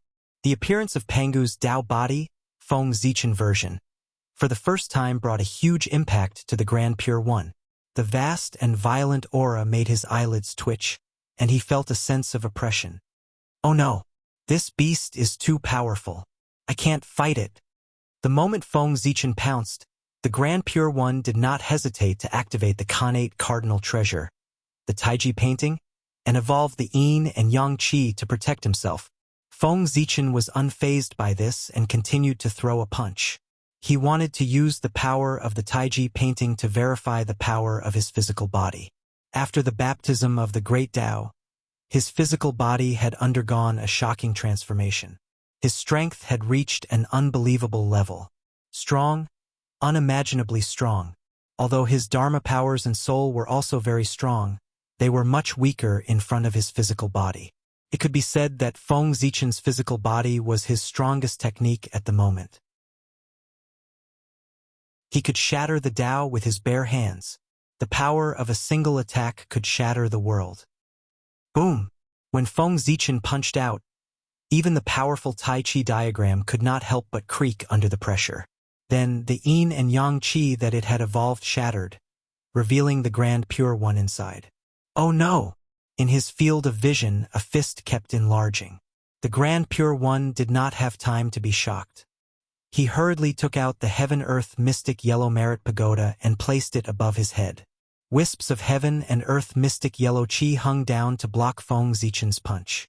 With a bang, Feng Zichen's punch collided with the heaven-earth mystic yellow pagoda. Although it did not break through its defense, it sent him flying. Very good.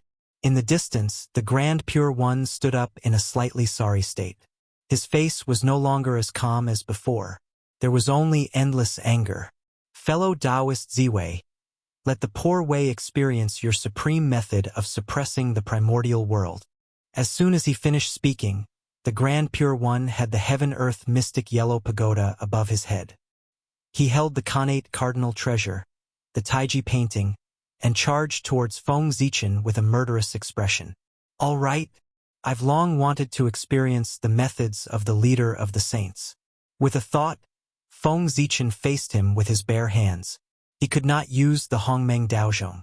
The Zhouxing painting was no match for the Taiji painting. Since that was the case, he would use his physical body to resist the Taiji painting. Anyway, with the strength of his physical body, it was no weaker than a middle-grade connate cardinal treasure. Boom! As soon as they fought, the disadvantage of Feng Zichen's insufficient realm was highlighted. He was almost suppressed by the Grand Pure One. However, the Grand Pure One could not hurt him. Chapter 666. Feng Zichen's physical body was too strong. No matter what mysterious techniques the Grand Pure One used or what shocking mystical abilities he had. However, when it landed on Feng Zichen's body, it did not even cause a ripple. It had no effect at all. That was to say, the Tai Chi diagram, as the ultimate treasure of creation, was so powerful that it could block Feng Zichen's increasingly crazy attacks and even cause him harm. However, how astonishing was the recovery ability of Pangu's Dao body. Feng Zichen had just been injured by the Taiji painting, but in the blink of an eye, his injuries would recover at an extremely fast speed as the qi and blood in his body flowed crazily. It was because of the amazing recovery ability of Pangu's Dao body that Feng Zichen could fight with the Grand Pure One, who was at the sixth heaven of primordial chaos, with the power of the third heaven of primordial chaos. In fact, he slowly reversed the situation. After realizing that the Taiji painting could not cause fatal damage to him, Feng Zichen gave up on defense and launched the most ferocious attack on the Grand Pure One. It could be said that every move was a life-and-death attack. Under such a desperate attack, Feng Zichen gradually turned the situation around. From being suppressed by the Grand Pure One previously, he was completely suppressing the Grand Pure One. Boom! Boom! Boom! After fighting with the Chaos Fiend God for countless years in the spiritual world, Feng Zichen's mystical abilities had long been polished to an extremely high realm. It could be said that it had gone deep into his bones and turned his mystical abilities into instincts. Every punch, every kick, even a strand of hair and a gaze were all incomparably powerful mystical abilities. With a thought, it was an explosion of energy waves that could destroy the world. Under Feng Zichen's attack, the chaos outside the sky boiled, as if it could not withstand the power and was about to collapse. Even someone as strong as the Grand Pure One, who was known as the number 1 saint, was forced to retreat. Even the heaven-earth mystic yellow pagoda, which was known to have the best defense in the postnatal realm, was dimmed. Clearly, it had been severely injured. At that moment, the Grand Pure One looked like a lone boat in the storm under Feng Zichen's attack. He was in danger of capsizing at any time. But in reality, that was not the case. Although Feng Zichen had suppressed the Grand Pure One the entire time and seemed to have the upper hand, he knew his own situation very well. This situation could not be maintained for long. Completely abandoning defense and turning it into the strongest offensive, this move of his had, of course, temporarily gained the upper hand. However, doing so would consume a lot of energy, and he wouldn't be able to maintain it for long. Furthermore, as a heaven-opening cardinal treasure, the Tai Chi diagram was far more mysterious than other connate cardinal treasures. Even among chaos spiritual treasures, it was one of the best. Not to mention anything else, just the 10% merit of creation in the heaven-splitting treasure was enough to make them stand at the top of all the treasures in the untainted land. What kind of concept was 10% of the merit of creation? The three pure ones became the saints of heaven because they each had 10% of the merit of creation. Each of the three heaven-opening cardinal treasures had 10% of the merit of creation. That was their invincible foundation in the primordial world. Facing such a powerful treasure, no matter how strong Feng Zichen's body was, it was only comparable to a middle-grade connate cardinal treasure. How long could he last under the attack of the Tai Chi diagram? Could be said that the current situation where Feng Zichen had the upper hand was just an illusion that he had risked his life to maintain. Once his strength was exhausted or his body reached its limit and he could not continue to resist the Tai Chi diagram, that would be the beginning of his defeat. Feng Zichen knew that, and so did the Grand Pure One. Therefore, in the face of Feng Zichen's crazy attacks, the Grand Pure One did not choose to resist them head-on. Instead, he chose to defend. With his realm that surpassed Feng Zichen's third firmament, it was enough for him to calmly block Feng Zichen's attacks. He was not very calm either. At the very least, he looked quite pathetic, but he did not suffer any injuries. Defense was the best way to deal with Feng Zichen at this moment. If he used the Tai Chi diagram to exhaust his Qi and blood, wouldn't he be at his mercy when his Qi and blood were exhausted? However, how could Feng Zichen let the Grand Pure One have his way? After fighting for so long, Feng Zichen was certain that unless he revealed his strength at the fifth firmament of primordial chaos, he would definitely not be a match for the Grand Pure One. However, it was not a life-and-death battle now. It was just a battle of emotions. It was not worth him revealing his trump card in advance. With that thought in mind, Feng Zichen decided to call a truce. He was not playing anymore. The moment he thought of it, Feng Zichen retreated and distanced himself from the Grand Pure One. Is this the strength of the leader of the saints? I finally experienced it today. It's a little disappointing. After dispersing Pangu's Dao body, Feng Zichen said to the Grand Pure One in an extremely disappointed tone. That expression, that posture, it was as if the words, "That's all there is to it," were plastered on his face. Hearing that, even with the Grand Pure One's mental state, he could not help but be furious. What did he mean by SOSO? He was clearly not his match, but he still acted as if he had taken advantage of him. That attitude was really infuriating. If you're really strong enough, why don't you continue fighting? Didn't you see that the situation was not good and retreat in time? If they continued fighting, the Grand Pure One was definitely confident that he could suppress Feng Zichen. Unfortunately, at the critical moment, Feng Zichen retreated. That made the Grand Pure One very angry. Moreover, Feng Zichen had grasped the timing of his retreat very well. It happened to be the moment when he was exhausted and the Grand Pure One was about to counterattack. He was filled with anger and was about to counterattack so that he could vent his anger. However, at that moment, the other party retreated. He retreated faced with such a situation. The Grand Pure One felt that there was nowhere to vent his anger. He could not help but feel aggrieved, especially once Feng Zichen left, to create a false impression for others. When the Grand Pure One faced Great Emperor Ziwei, he could not resist at all. He could only be beaten passively. Thinking of that, the Grand Pure One felt even more aggrieved. The Grand Pure One was furious. It had been a long time since he had the intention to kill Feng Zichen. Humph! You can fight whenever you want and stop whenever you want. How can there be such a good thing in the world? Fellow Taoist Ziwei, the poor Wei has yet to enjoy the battle just now. Why don't we have another battle? Although he said that, the Grand Pure One did not give Feng Zichen any room to refuse. As he spoke, he had already raised the Taiji painting and attacked Feng Zichen. Rumble! The Grand Pure One attacked with hatred and almost used all his strength. In his hands, the power of the Taiji painting was completely restored. The yin and yang qi was vast and mighty, splitting heaven and earth and creating the two elements. Then, a resplendent golden bridge appeared.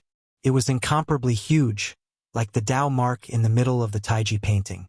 It spanned across heaven and earth, separating the two elements, drawing yin and yang, and fixing the earth, fire, water, and wind. In an instant, a power that could suppress heaven and earth spread out from the golden bridge. Immediately, Feng Zichen felt that the space around him had solidified, and a boundless pressure was generated, trying to crush him. The Taiji painting was used by Pangu to suppress the riot in the primordial world when he was opening the sky. Thinking about it, the Taiji painting at its peak could even suppress the primordial world, let alone Feng Zichen. However, the same Dharma treasure in the hands of different people would have different power. In Pangu's hands, the Taiji painting could suppress the primordial world. However, in the hands of the Grand Pure One, the Taiji painting did not have such power. Although it was still very strong, it was not invincible. Zhouxing painting, rise. With a thought, Feng Zichen raised the Zhouxing painting and developed a resplendent galaxy to resist the pressure brought by the Taiji painting. Compared to before, the power of the Zhouxing painting was even stronger. It was vaguely showing signs of breaking through to a superior-grade Khanate cardinal treasure. Destruction and establishment were not only useful to cultivators, but also to Dharma treasures. During the battle with the fiend ancestor Rahu, the Zhouxing painting was severely injured. After the battle ended, Feng Zichen placed it in the core of the boundless starry sky and used the power of the stars to repair its injuries. This recovery would take several million years. When Feng Zichen took it out of the core of the boundless starry sky, not only did the Zhouxing painting recover completely, but its power also increased greatly. It was only a step away from forming the 48th Khanate divine restriction and becoming a superior-grade Khanate cardinal treasure. Rumble! The golden bridge shook. A destructive power erupted, and the Khanate Tai Chi Chi wantonly surged into the starry sky above Feng Zichen's head. Immediately, the stars exploded one after another, and the galaxy withered. The vast starry sky was on the verge of collapse. The Zhouxing painting was no match for the power of the Taiji painting. Not to mention that the Zhouxing painting was not a superior-grade Khanate cardinal treasure. Even if it was, it would not be a match for the Taiji painting. After all, although the Taiji painting was called a Khanate cardinal treasure, its power far exceeded this level. Rumble! In the blink of an eye, the starry sky above Feng Zichen's head shattered and turned into the Zhouxing painting again, flying back into his hand. Without the obstruction of the starry sky, the power of the Taiji painting directly affected Feng Zichen's body. The terrifying pressure was about to crush him. However, Feng Zichen did not care about that. He did not unleash his true strength, nor did he use the Hongmeng Daozhong. He treated it as if it did not exist. That was because he was not fighting alone. He had an ally. Seeing that the golden bridge formed by the Taiji painting was about to press down on Feng Zichen's body, a huge cauldron with 4 feet and 2 handles suddenly appeared in the middle of the two. The aura that could suppress the universe erupted and resisted the golden bridge. The supreme-grade Khanate cardinal treasure, the cosmic cauldron. Nuwa had finally attacked. Eldest senior brother. Please stop. A faint voice sounded. Nuwa leaped in front of the Grand Pure One and interrupted his next actions. Junior sister Nuwa, do you want to be enemies with the poor Wei too? Seeing Nuwa stop him, the Grand Pure One's expression turned cold as he asked in a low voice. As he spoke, the Heavenly Lord of Primordial Beginning and the Grand Master of Heaven also moved. With a flash, they arrived behind the Grand Pure One and faced Nuwa together. The 3 Pure Ones were indeed the 3 Pure Ones. Even though they did not attack, just standing together gave people endless pressure. The chaos was destroyed silently. In the blink of an eye, thousands of kilometers of chaos turned into nothingness. Everything showed the power of the 3 Pure Ones. It's not that the poor Wei wants to be enemies with senior brother, but the heavenly Tao doesn't allow it. Not to mention that the Chaos Fiend Celestial is eyeing the primordial world covetously and can invade at any time. Let's talk about the two of you. One is the heavenly Tao Saint, and the other is the paragon of heaven and earth. What would happen if you fought with your life and death here because of a momentary dispute? Nuwa shook her head and said in a low voice. However, her words were clearly not convincing. The Grand Pure One only sneered at that. He continued to activate the Taiji painting and charged towards Feng Zichen. A mere Nuwa, how could she shake his decision? You? Although she had expected it, the Grand Pure One really did not give her face. Nuwa was still so angry that her face turned pale. She immediately raised the cauldron of heaven and earth and collided with the Taiji painting. However, the moment she attacked, the Heavenly Lord of Primordial Beginning and the Grandmaster of Heaven also attacked. Pangu's banner and the Immortal Vanquishing Array appeared at the same time. They tore through the chaos and collided with the cauldron of heaven and earth, sending it flying far away. You? Being surrounded by the two of them, Nuwa was shocked and furious. She did not waste any time and directly revealed the Dharma idol of the human-headed snake god and charged towards the two of them. With Nuwa's strength, she was no match for one of them, let alone two of them.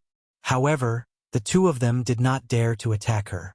In order to make up for the lack of heaven, Nuwa had destroyed her Tao body, causing her strength to regress. In order to compensate her, the heavenly Tao used the Qi of heaven and earth to reconstruct her Tao body. Although the body of heaven and earth merit was not as powerful as her previous Tao body, it was clearly more mysterious. At the very least, no one dared to hurt her. If anyone dared to damage the Tao body refined by the heaven and earth merit, they would definitely attract negative karma. Although the saints were not afraid of negative karma, their disciples were. If the negative karma could not hurt the saints, it would descend on their disciples. It could be said that if the Heavenly Lord of Primordial Beginning and the Grandmaster of Heaven dared to attack Nuwa, they would not only lose their mystical abilities, but also the future of their disciples. Was it worth it to use the future of their disciples in exchange for Nuwa's injury? It was definitely not worth it. Nuwa was immortal and indestructible. If she was injured, it would be a loss of face. However, if the future of their disciples was gone, it would really be gone. The Grandmaster of Heaven and the Heavenly Lord of Primordial Beginning were both smart people. Naturally, they knew how to choose.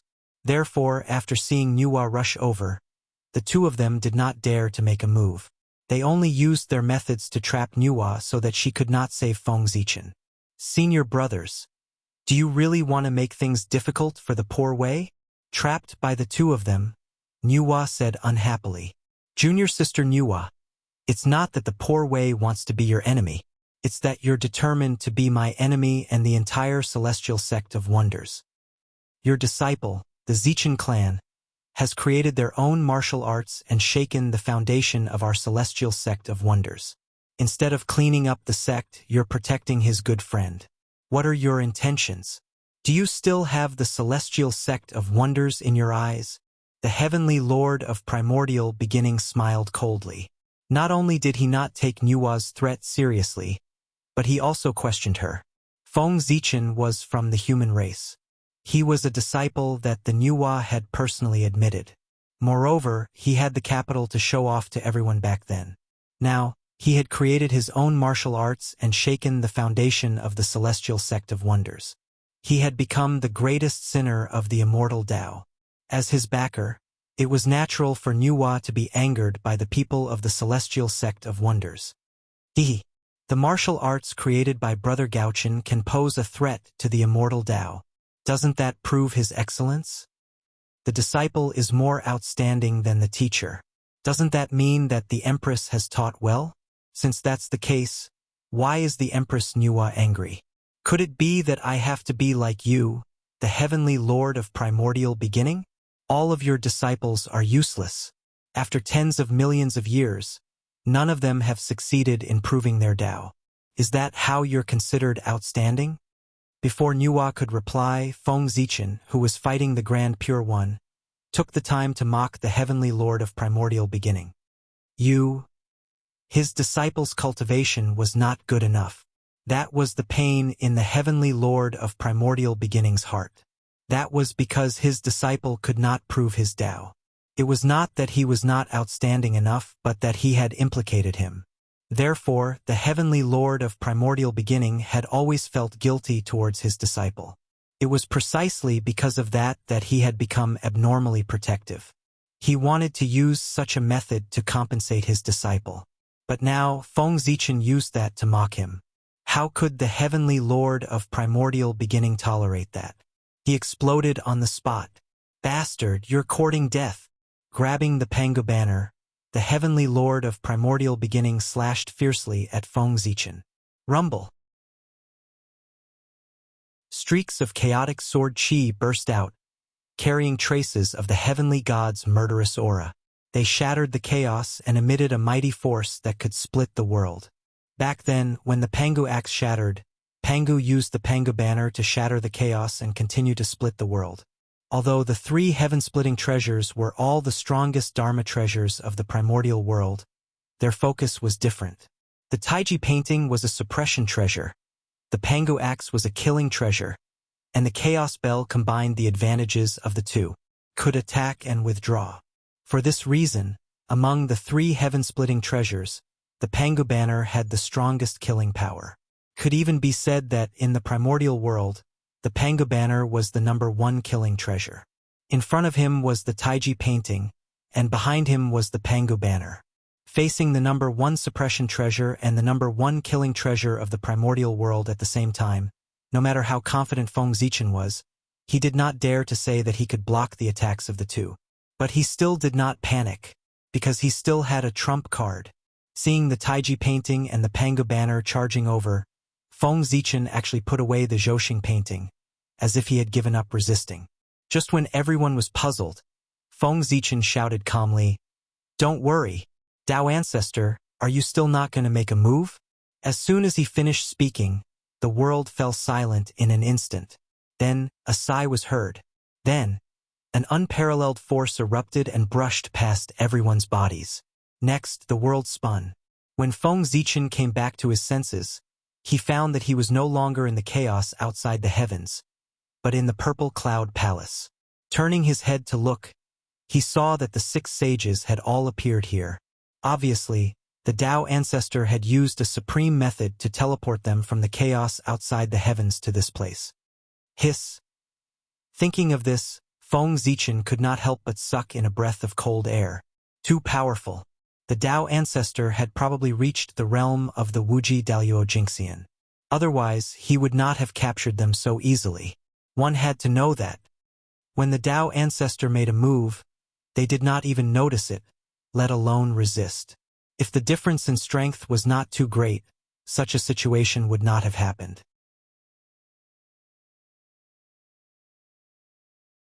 Chapter 667. However, it was not like Feng Zichen had never seen a perfected primordial chaos existence. Back then, Demon Ancestor Luo Ho was at this realm. However, he definitely could not reach this level. If not, how could they have defeated Demon Ancestor Luo Ho back then? Since that was the case, then Dao Ancestor Hongjuan's realm was self-evident. He must have surpassed the primordial chaos realm and reached the level of Wuji Daluo Jingxian. It was just that he did not know which level he had reached. However, even if it was the lowest level, the power it possessed was far from what the current Feng Zichen could contend with. Just now, he had been captured by Dao Ancestor Hongjun without any resistance.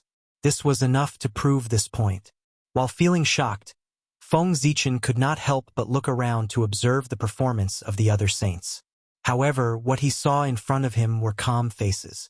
However, the unconcealable shock in their eyes showed that they were not as calm as they appeared. Obviously, the strength displayed by Dao Ancestor Hongjun had deeply shocked them. That was also true. After cultivating hard for countless years, they had finally reached the realm of saints. Moreover, they had achieved good results on this path. They had thought that they could reach the realm of Dao Ancestor. But all of a sudden, he realized that the gap between them seemed to have become even bigger. Such an outcome was indeed a huge blow to the proud and arrogant saints. However, compared to the saints, Feng Zichen was much calmer. Because he had cultivated to the primordial chaos realm in a short period of time, he had developed the confidence of being invincible. Although Dao Ancestor Hongjuan's realm was high, it was not unattainable. As long as he was given time, he would surpass him sooner or later. Feng Zichen was very confident about this. Once upon a time, saints were high and mighty figures in his eyes. But now, he had grown to the point where he was comparable to saints. Even among saints, there were only one or two people who were stronger than him, to be able to surpass saints. Naturally, he could surpass Tao ancestor Hongjun. Feng Zichen was no longer the human youth who struggled to survive in the past. He was now a well-deserved big shot in the untainted land. His every word and action could influence the general trend of the land and decide the rise and fall of countless races. He stood at the peak of the world. Ziwei greets Tao ancestor. Nuwa. Taiching, greet master. Jane. Zhuinti greets teacher.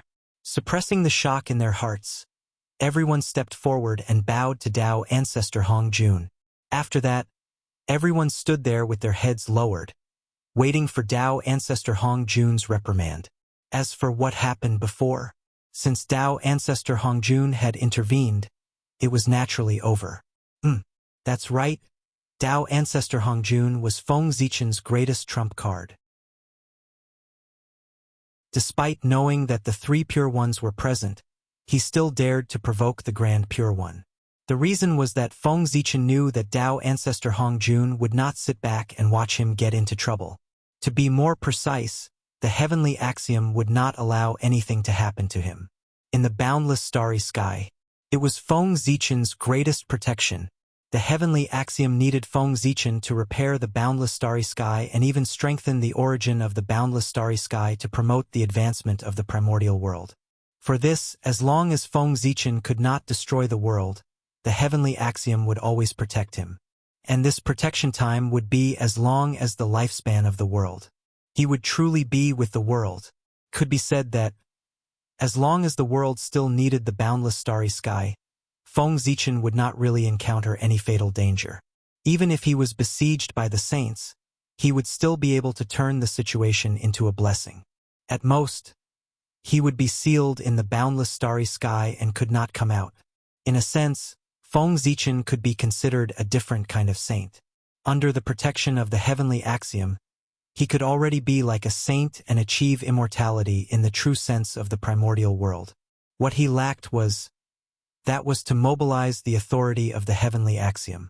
However, as the supreme being of heaven and earth, how could Feng Zichen lack the authority of the heavenly axiom? Even if he was not as good as a saint, it would not be that bad. Therefore, the saint did not have much of an advantage in front of him. That was not right either. At the very least, the vast sea of knowledge that the saint had accumulated over the countless years was what Feng Zichen lacked. Sigh.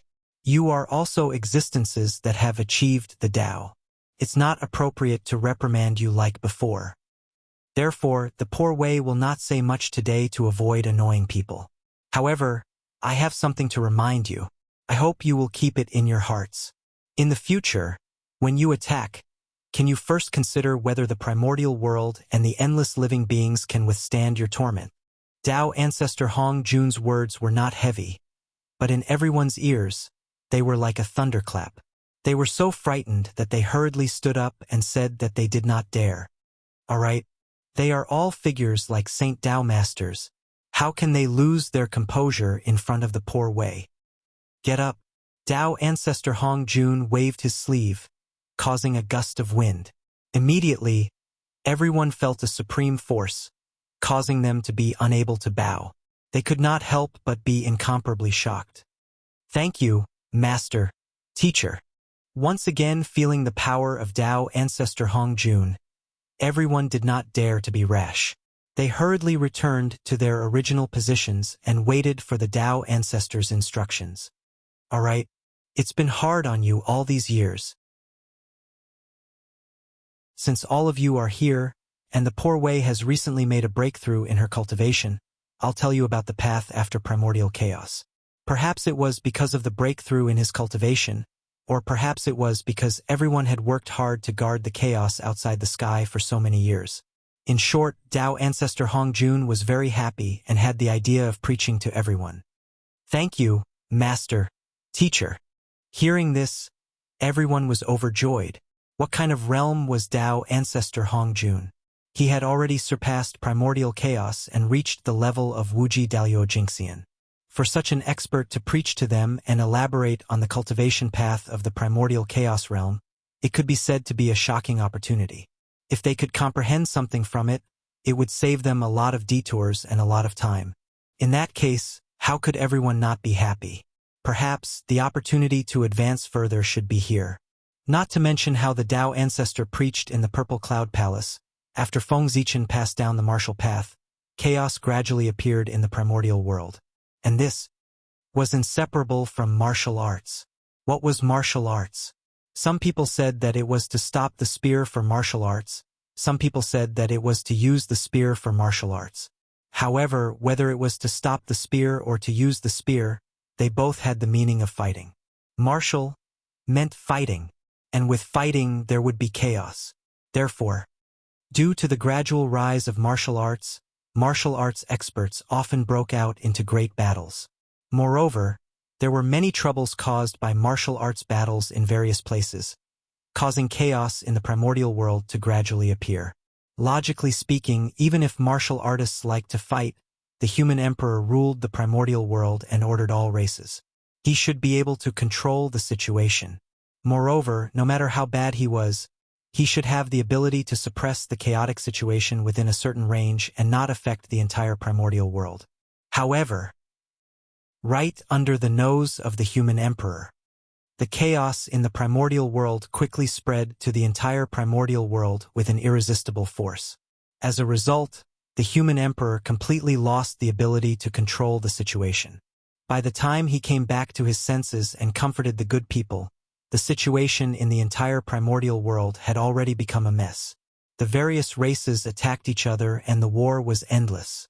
Many races took advantage of the chaos in the primordial world to target the heavenly cycle temple, causing the war to further worsen. There were also many powerful beasts that were unknown, extinct, or only existed in legends. They suddenly appeared out of nowhere and scattered all over the primordial world, causing chaos one after another. These chaos broke out almost at the same time. It was precisely because of this that the peace that had lasted for millions of years in the primordial world was suddenly broken and it fell into chaos again. And these things happened so together, of course, it could not be a coincidence. All of this was secretly pushed by someone.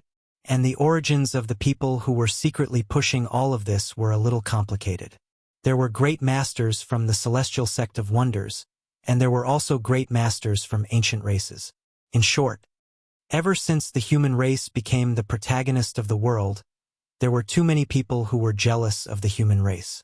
There were too many people who wanted to take a share of the human race's destiny. If the human race had been developing steadily, they might not have been able to do anything to the human race. However, after the birth of martial arts, the celestial sect of wonders was furious and wanted to teach the human race a lesson. At the same time, they also used this as an excuse to restrict the development of the human race, lest their strength become too strong and exceed their control. The thoughts of the great masters of the celestial sect of wonders were very simple. If they could not deal with Feng Zichen, could they not deal with the human race? Therefore, a series of conspiracies against the human race soon appeared in the primordial world. And the great masters hiding in the dark saw that the celestial sect of wonders had taken action. They also took action. However, their goal was not to target the human race, but to create chaos so that they could fish in troubled waters. These great masters hiding in the dark knew one thing very well, and that was, with the celestial sect of wonders around, it was very difficult for them to obtain benefits from the human race. Therefore, they simply did not target the human race, but focused on creating chaos. When the primordial world was completely chaotic, the human race and the celestial sect of wonders would have no time to take care of themselves. That would be their opportunity. Muddy water. It was easy to fish. Therefore, with this thought, these great masters hiding in the dark secretly unlocked the ancient seal and released the primordial mutants inside. Of course, there were also some great masters who released the exotic beasts that they had raised in the past from the secret realm and let them wreak havoc in the primordial world. This was the origin of the exotic beasts that had wreaked havoc in the primordial world. Countless years had passed since the creation of the world. The wild heaven and earth mutants had long been wiped out. Only a few of them were kept in the hands of those with great magical powers. Now, taking advantage of the chaos in the primordial world, they had released all of them. The impact on the primordial world could be imagined. One had to know. Those that could be called primordial mutants were either extremely powerful or had extremely strange abilities. Otherwise, why would they be called such? It was precisely because of these strange abilities that these exotic beasts were extremely difficult to deal with. Moreover, the shackles that limited the strength of cultivators had now become the protection of these exotic beasts. If the primordial world did not have the ability to isolate heaven and earth, allowing Daluojixian and above to take action, what was there to be afraid of these exotic beasts that wreaked havoc in the primordial world? No matter how many came, they could be killed with a flick of their fingers. However, it was precisely because of the ability to isolate heaven and earth that all existences above the gold immortal realm could not take action. The primordial exotic beasts might not be strong, but their innate magical abilities were absolutely strange. With only the cultivation of a gold immortal, how difficult would it be to suppress and kill them? If one was not careful, one might even be killed by them instead. Moreover, these exotic beasts were not the most terrifying. They were just scabies. Although they were a little troublesome, they could still be solved with some time. The truly troublesome ones were the heaven and earth mutants that had walked out of the ancient seal. The fact that the ancient seniors had sealed them instead of killing them was enough to show how troublesome they were. If they could kill them, they would have done so long ago. They would not have spent too much effort to seal them and leave behind a huge hidden danger in the future. The reason why they did not kill them was very simple. It was because the seniors could not kill them, so they had no choice but to seal them. When it came to the origin of the heaven and earth mutants, they were also extraordinary existences. At the beginning of the world, when all living things were born, the primordial world was far from as perfect as it was today. There were all kinds of flaws in the operation of the rules of heaven and earth. It was because of the existence of these flaws that those heaven and earth mutants were born. They were formed from the flaws of heaven and earth. Therefore, their abilities were unpredictable and impossible to guard against. Moreover, because they were related to heaven and earth, they could be said to be immortal and indestructible existences. They had no realm and could not cultivate, but they could obtain power by breaking the rules. The more rules the heaven and earth mutants destroyed, the more terrifying their power would be. The strongest existence among them could even be compared to a quasi-saint. Their existence was the bug of the primordial world. It was simply unsolvable. In the primordial era, these heaven and earth mutants wantonly broke the rules and finally angered the strongest of the primordial world at that time. They were jointly besieged by the innate saints and innate ferocious beasts. In the face of such powerful two sides, the heaven and earth mutants were naturally no match for them and were beaten back. However, they had the ability to be immortal and indestructible. No matter how the innate ferocious beasts and innate saints tried their best, they could not kill them. In desperation, these ancient-era experts could only seal them to prevent them from continuing to break the rules of the primordial world. However, they did not expect that after countless years, in order to seek their own interests, some of the ancient-era experts secretly opened the seal and released those heaven and earth mutants, taking the initiative to let them wreak havoc in the primordial world. This action was really hateful. After being sealed for countless years, the strength of those heaven and earth mutants could be said to have fallen to the freezing point. From the level of Daluojixian, they had fallen to the level of a gold immortal. However, since they were heaven and earth mutants, their physical bodies were definitely not weak. They could even be said to be extremely strong, not much weaker than the innate ferocious beasts. These heaven and earth mutants had such strong physical bodies. Even if their strength had fallen, they were still not something that those gold immortal cultivators could resist.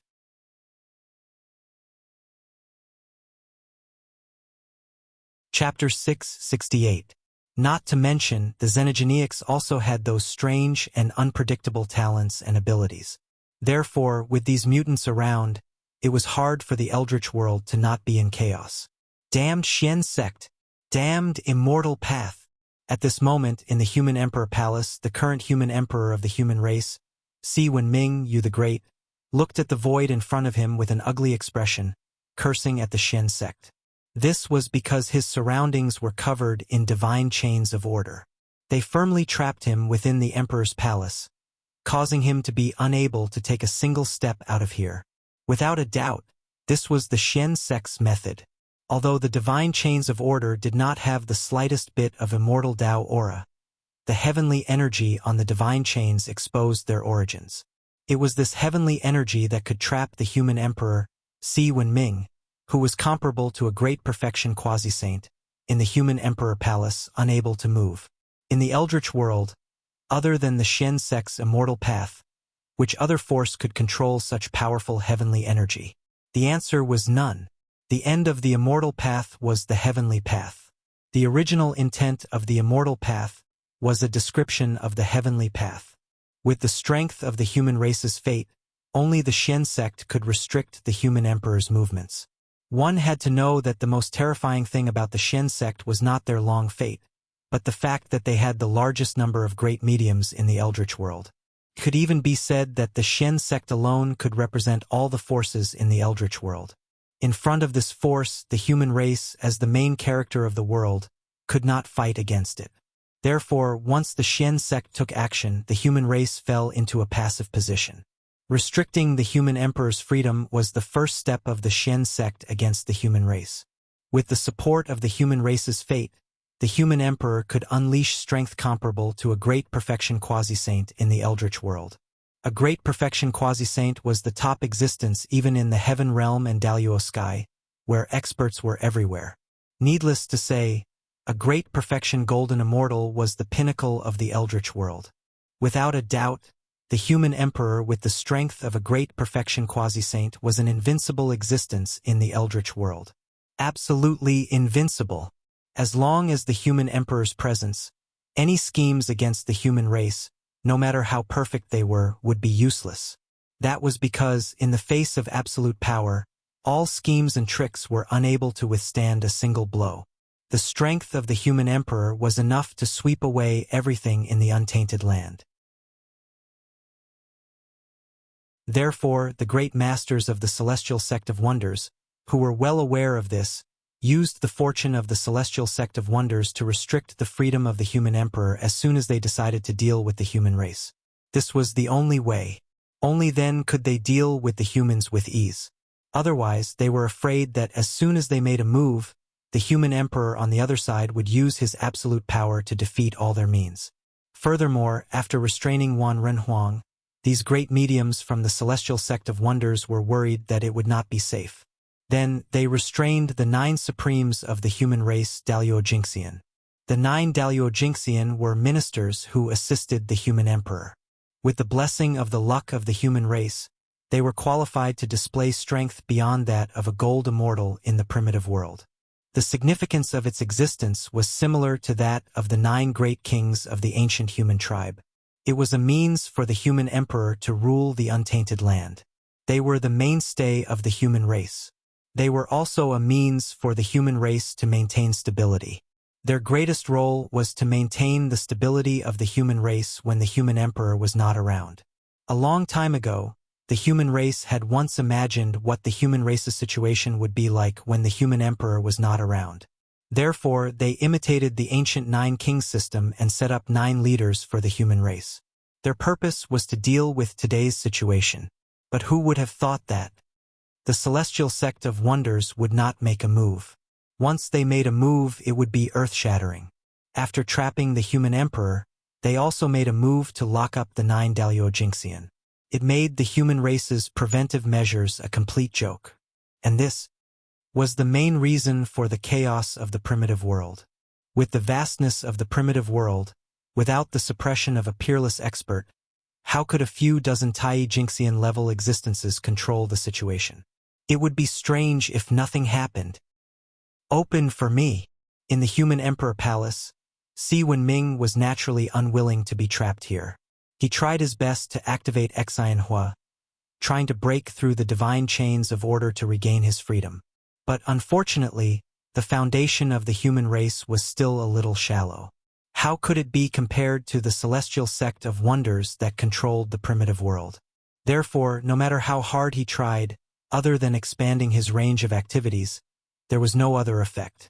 In the heavenly court, the North Star Emperor naturally noticed the abnormality of the human race at the first moment, but he did not make a move. Because, just as he was about to make a move, he suddenly frowned. He sensed that outside the heavenly realm, there were hundreds of extremely powerful auras that firmly locked onto him. Without a doubt, as long as he dared to help the human race, what greeted him would be the joint attack of hundreds of great mediums. If it was a one-on-one battle, no matter how many great mediums came, the North Star Emperor would not be afraid. He could suppress them with a flip of his hand. But one against hundreds. Then he would have to think twice. Perhaps he would not be able to win. Moreover, even if his skills were better and he was lucky enough to win, the price he would have to pay would be unimaginable. Therefore, the North Star Emperor hesitated for a moment and slowly put down his right hand that he had stretched out. He could not make a move. Of course, if he could not make a move, then the hundreds of great mediums outside who were monitoring him could not make a move either. According to this calculation, if he were to drag out 100, he would not be at a disadvantage. It could even be said that he had made a profit. Good fellow, hundreds of great mediums. The celestial sect of wonders is really willing to spend money.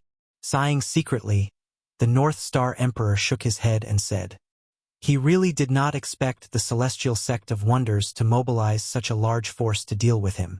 This really made people feel overwhelmed by favor from their superiors. In order to deal with me, fellow Taoists, you have really put in a lot of effort. It must not have been easy to gather so many fellow Taoists. The North Star Emperor calmed his mind and said in a clear voice, in his perception, the origins of the great divine masters who surrounded him outside were extremely complicated. Not only were there people from the celestial sect of wonders, but there were also many unfamiliar auras. The ancient Taoist charm that was inadvertently revealed made one's heart palpitate. Strong. Absolutely ridiculously strong. The strength of the experts who came from the ancient era was definitely stronger than that of the great mediums from the celestial sect of wonders. This did not mean that the great mediums of the celestial sect of wonders were not as talented as them, but that their experiences were different. In the ancient era, Dalio Jingxian should have been the end of the great Tao, the end of the cultivators. However, there were always some amazing existences who were unwilling to accept this. With their great wisdom and courage, they opened up another major realm after the golden immortal of the great firmament. That was a brand new realm, similar to the quasi-saint realm, but completely different. However, there was no doubt that it was a power that surpassed Dalio Jingxian. At that time, there was no such thing as a quasi-saint. Therefore, they were respectfully called Supremes by the innate saints at that time. Supremes Dalio, the Supremes of Dalio Jingxian, and also the Supremes of the primordial world. Tao ancestor Hongjun was once such a figure, demon ancestor Luo Ho was also once such a figure, ancestral dragon, phoenix ancestor, and the other innate sacred beasts of the five elements, and even Wang Shu were also once such figures. They were all the supremes of the ancient era.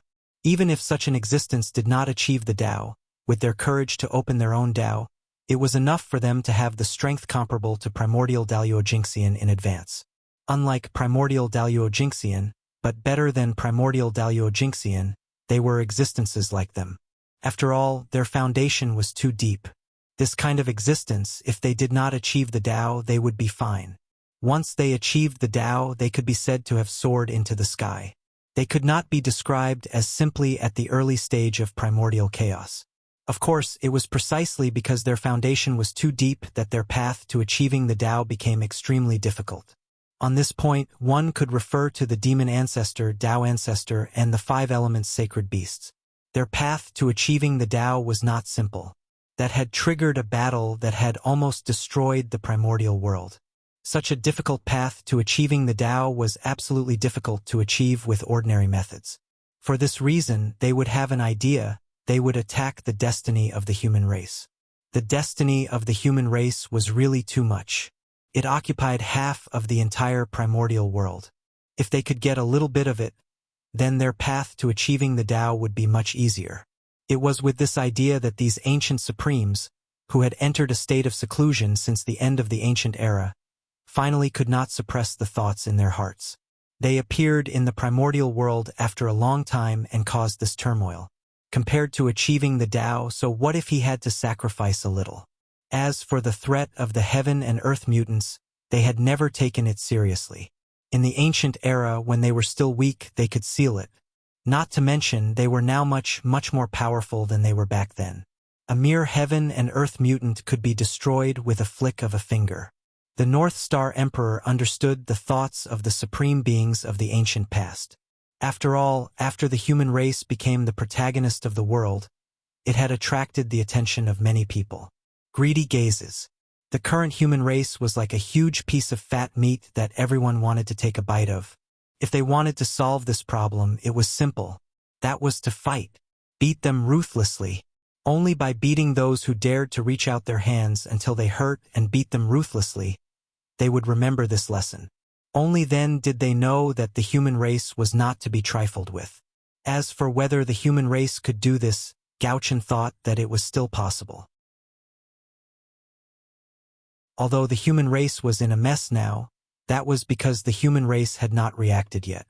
When the human race came back to their senses and organized their strength, they could counterattack at any time and easily extinguish the chaos in the primordial world. The human race had dominated the primordial world for millions of years. The foundation that they had accumulated was not a joke. Even if it could not be compared to the shaman and demon race, it was far from what the current primordial world races could compare to. If a mere heaven and earth mutant wanted to defeat the human race, they would be underestimating the human race too much. If the human race was really so weak, it would be impossible for them to escape from the seal of the demon race. And the key to turning the situation around was the human emperor, Si Wenming. If he could appear in time, the situation of the human race would quickly stabilize, and they would be able to condense enough strength to suppress the chaos in various places. Perhaps this was the test of the world for Si Wenming. After passing, he would be the 9th great emperor of the human race. If he could not pass, then he could only be the king of the human race. The reason why Gauchen did not save Si Wenming was because of this consideration. As the human emperor, if he could not even solve such a small problem, what qualifications did he have to become the great emperor of the human race? Therefore, Emperor Gauchen made up his mind to completely let go of this matter and leave it all to Si Wenming to handle. He believed that Si Wenming could solve these matters, and he also believed that the human race had the ability to overcome these difficulties. Otherwise, the human race would be too lousy. If a mere disaster could make the human race unable to take care of themselves, then it would be better not to be the main character of this world. It would also save him from embarrassing himself there. After making up his mind, Gauchen seemed to have put down some burden and suddenly relaxed. He was also in the mood to communicate with those powerful beings in the dark. Fellow Taoists, reply. Divine senses spread out from Gauchen's body and echoed between heaven and earth. Unfortunately, even though he released his divine senses so frequently, no one paid attention to him. Everyone's attention was now on the primordial land. They wished that they could directly divide the destiny of the human race. How could they have the time to pay attention to Gauchen? Moreover, Gauchen's mouth was so vicious. If they easily talked to him, they might be ridiculed by him. Therefore, everyone pretended to be deaf and mute, pretending that they did not hear Gauchen's words. At this moment, his gaze turned back to the human race. In the human emperor palace, Si Wenming, who had used all his methods but still could not break the divine chains of order, could not help but reveal a hint of ruthlessness in his eyes. The human race must not be in chaos. Therefore, he had to go out. Even if he had to pay a price, he had to rush out. With this realization in his heart, Si Wenming did not hesitate to burn his origin to obtain a huge amount of power. Break for me! Unparalleled power surged out from Si Wenming's body. However, his target was not the divine chains of order in front of him, but the soul in his body. Boom! With a deafening boom, Si Wenming's body was blasted apart. At the same time, the destiny of the human race was also shaking non-stop. Waves of violent power surged out and entangled with the divine chains of order in the human emperor palace. Under this violent power, the divine chains of order that Si Wenming could not do anything about finally showed signs of collapsing. Bang bang bang, amidst the shocking explosion, the divine chains of order that trapped Si Wenming broke one after another. However, at that moment, as if sensing the changes in the human emperor's palace, an extremely mysterious power surged out from the void and supported the divine chains of order. Suppress. It was a light word, but it carried an unparalleled power. The instant that voice rang out, the divine sequence chains that were originally in a state of collapse suddenly recovered their original state. Furthermore, they became even more powerful. Whoosh! As the divine chains of order swayed, an unparalleled power surged and suppressed the violent destiny of the human race once again. Si Wenming, he was also trapped again. However, unlike before, Si Wenming, who was suppressed again, had extremely empty eyes without the slightest bit of spirit.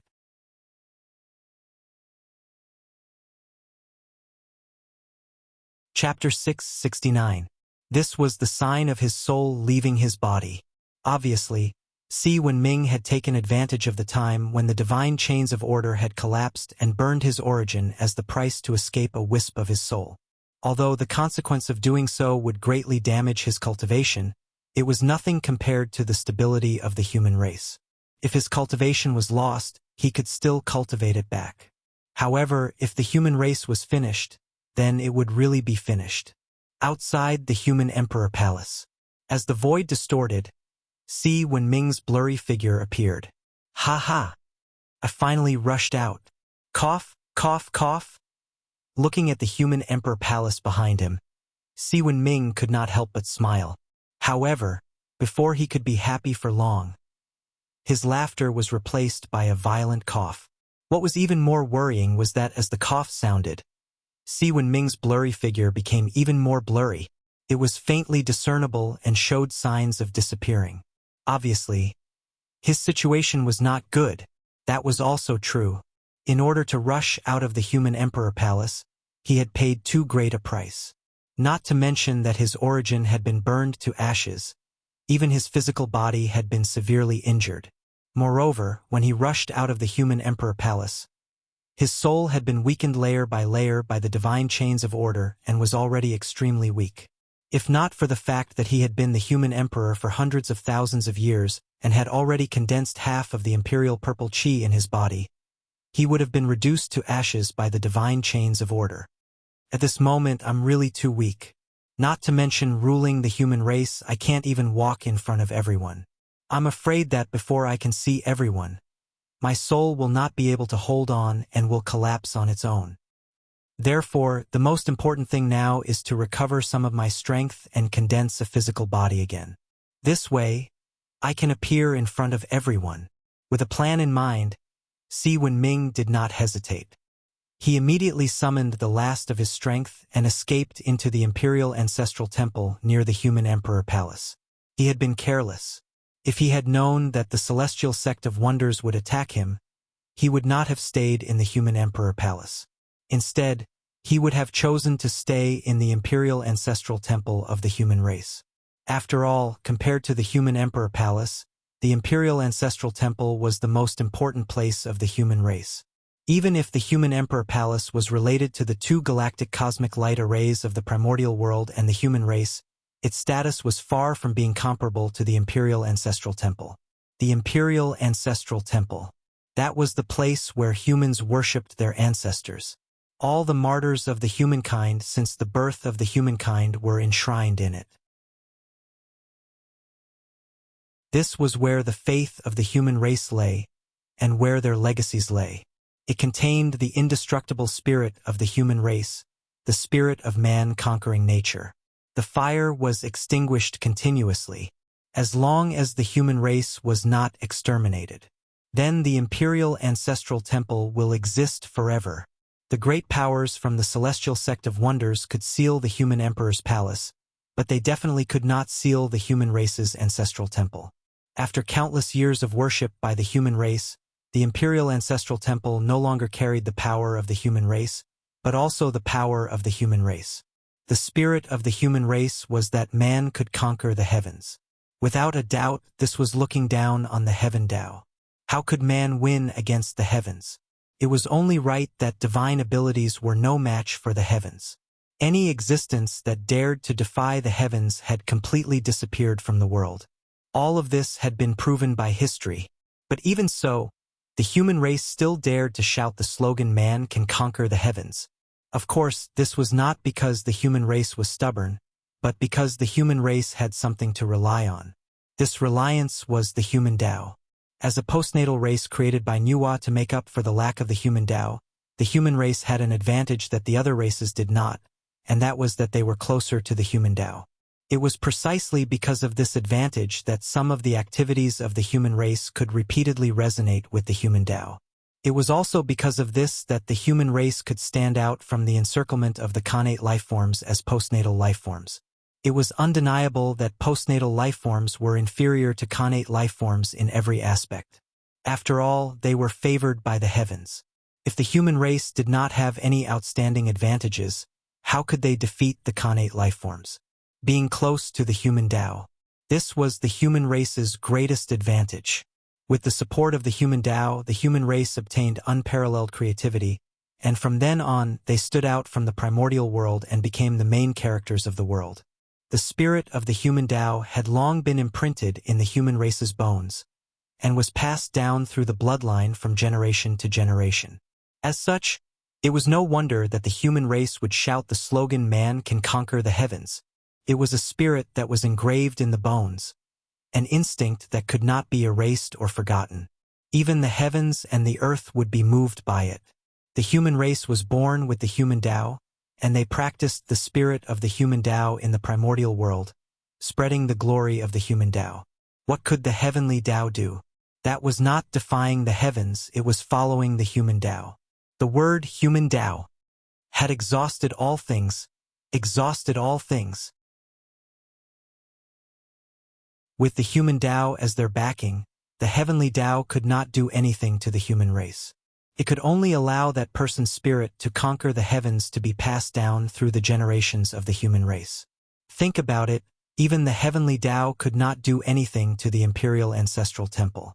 What ability did the celestial sect of wonders have to touch the imperial ancestral temple? Not to mention Nuwa, Fengzichen, and the statues of the 3 sovereigns and 5 emperors were also enjoying the offerings of the human race in the imperial ancestral temple. It was likely that as soon as the celestial sect of wonders made a move, Nuwa and Fengzichen would immediately sense it and stop all of this from happening. Therefore, the imperial ancestral temple was the safest place for the human race. If Si Wenming hid in the imperial ancestral temple, then unless Tao ancestor Hong Jun personally took action or the 3 pure ones personally descended, the celestial sect of wonders would not be able to touch him in the slightest. However, the human emperor living in the imperial ancestral temple was just talk. Of course, it was impossible to really do it. In the end, the imperial ancestral temple was also a place to worship the ancestors. It was fine for a short period of time, but if the human emperor lived here all the time, what would it be like? Time was like flowing water. In the blink of an eye, 1,000 years had passed. The situation in the untainted land had become even worse. However, at this moment, the human emperor Si Wenming finally walked out of the imperial ancestral temple. Sigh! In the end, the time is too short. My strength has only recovered a little, and my physical body has not been able to revert to the body of an innate godfiend. However, time does not wait for me now. I can't care so much. Si Wenming, who walked out of the imperial ancestral temple, looked at his new body and could not help but sigh in disappointment. However, in 1,000 years, even if he did his best, how much cultivation could he recover? Originally, with the support of the human race's destiny, although Si Wenming's cultivation was only half a step away from Dalio Jingxian, his strength was comparable to that of a great perfection sage to be. However, as he forced his way out of the human emperor's palace, his divine soul escaped, but the human race's destiny was still locked in the human emperor's palace. This meant that Si Wenming, who had lost the human race's destiny, had returned to his original state. He was only half a step away from Daluojixian. If that was the case, it was fine. Although a half-step golden immortal was not strong enough, he could be regarded as an overlord in the current untainted land, though he might not be invincible in the present age. However, because of the burning of his origin, Si Wenming's realm fell. He fell from half a step away from Daluojixian to the level of a golden immortal. Moreover, his physical body, which was comparable to an innate god-fiend, could not be brought out of the human emperor's palace. The physical body that he had now was just a recondensed one that he had spent 1,000 years to refine. It had just reached the level of an innate life form. Weak. Too weak. Although the golden immortal realm was the limit of combat strength in the untainted land, innate life forms in the golden immortal realm could be found everywhere in the untainted land. He could not be considered an expert. Si Wenming was the only one who knew the difference between an invincible warrior of the untainted land and an ordinary expert. However, it did not matter if his cultivation level was low or his strength was weak. Si Wenming still had half of the imperial purple chi and the innate treasure, the human emperor's seal. Although these two treasures were not enough to let him continue to be invincible in the untainted land, they were enough to ensure his safety and prevent him from being killed. As soon as he came out of the imperial ancestral temple, Si Wenming did not have time to sigh about his luck. He immediately used the human emperor's seal to issue several orders to announce his existence. After the human emperor appeared, the human race's people were relieved. What happened after that was much simpler. Si Wenming did not care about the situation in the untainted land. He immediately gathered all his strength to help the elders and leaders of the human race stabilize the situation of the human race. Only when the human race was stable would they have enough strength to calm the chaos in the untainted land. You're out so soon? You didn't disappoint me. It's just a little tragic. The physical body is broken, the origin is scattered, and the soul is weak. These injuries are more serious than the last. It's not easy to recover. In the heavenly court, after seeing that the situation of the human race was gradually stabilizing, the North Star Emperor already knew that Si Wenming had broken out of the seal. He could not help but smile. However, different from his happy mood, the faces of the Almighties who were hiding in the dark all turned ugly when they heard the news that Si Wenming had broken out of the seal. What a variable! Si Wenming's appearance had brought too much uncertainty to their plans. It would even cause their plans to completely collapse. Therefore, Si Wenming could not be left alive. Moreover, if they could kill the human emperor of the human race, it would undoubtedly be a huge blow to the morale of the human race. It might even cause the human race to fall apart. With this thought in mind, these great divinities hiding in the dark could not help but have the intention to kill Si Wenming. However, although they had the intention to kill, they did not choose to take action immediately. Because they had concerns in their hearts. After all, he was the human emperor. His status was incomparably noble. He had the karmic position of heaven and earth. If they killed him for no reason, they would inevitably attract karmic power. Normally, they might not care about these karmic powers. But now, everyone was on the verge of attaining the Tao. If they rashly attacked and killed the human emperor, they would probably never be able to attain the Tao. For this reason, no one was willing to make a move. It was not impossible to make a move, but who would bear the responsibility? No one could bear the responsibility. No one was willing to give up the opportunity to attain the Tao to kill the human emperor. Therefore, everyone seemed to be very hesitant. However, their hesitation did not last long. Because Si Wenming's next action made them make up their minds. They had to get rid of the human emperor. In less than 1,000 years, Si Wenming had stabilized the situation of the human race and integrated a large number of living forces to put into calming the chaos of the primordial world. At this moment, the dignity that the human race had accumulated for millions of years was undoubtedly displayed. As soon as the human race made a move, the 10,000 races that were shouting and killing each other immediately became obedient. Not only did they stop fighting each other, but they also took the initiative to send troops to cooperate with the human race to calm the chaos of the primordial world. With the help of the 10,000 races, the human race's pace of calming the chaos was undoubtedly much faster. Soon, a large number of primordial mutants were either captured or killed. Even the immortal heaven and earth mutants could not stop the human race's footsteps. That's right. The heaven and earth mutants were very strong and brought a lot of trouble to the human race. However, no matter how big the trouble was, it was not difficult for the human race. If one person was not a match for the heaven and earth mutants, then 10 people, 100 people, 1,000 people, 10,000 people. Even ants could bite an elephant to death. Not to mention people. The thing that the human race did not lack the most was people. Quantitative change was enough to trigger qualitative change. Hundreds of golden immortals joined forces to set up a large array. The power that erupted could not kill the heaven and earth mutants, but it could also seal them. Even if it was only a temporary seal, as long as the primordial world was stabilized and when Ming's power returned, he would be able to suppress them with a flip of his hand. In this chaos of the primordial world, the human race no longer hid their strength. They swept across the entire primordial world with absolute strength, wanting to calm the chaos in one fell swoop. In fact, there was no need for the human race to hide their strength. They had already been forced to this extent. If the human race still showed that they could not withstand a single blow, it would only encourage the arrogance of the person behind them. At the same time, it would also attract more prying eyes. It was a disaster for a child to cause trouble with gold. The destiny of the human race was gold, and the people hiding in the dark were spying on the existence of gold. If the human race didn't show how strong they would definitely be eaten up by the others, including their skin and bones. Only by showing unparalleled strength could they intimidate the eyes that were secretly spying on the human race. The stronger the human race was, the more those who were spying on the human race had to consider whether it was worth risking their lives for a little destiny. The more people feared, the safer the human race would be. Hiding their strength during the development period was to shock the world.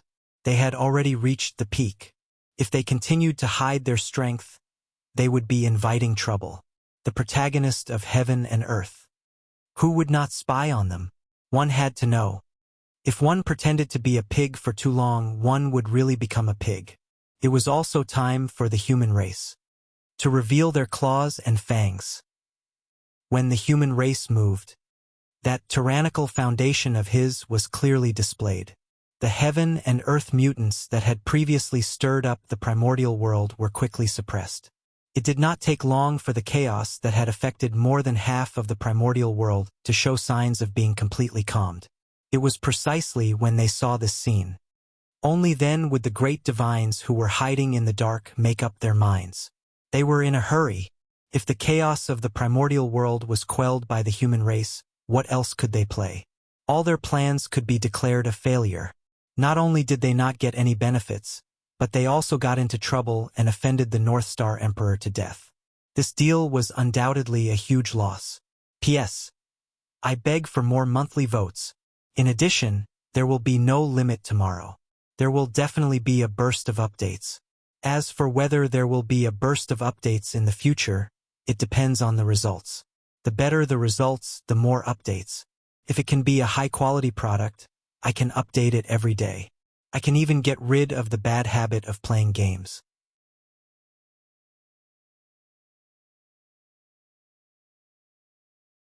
Chapter 670.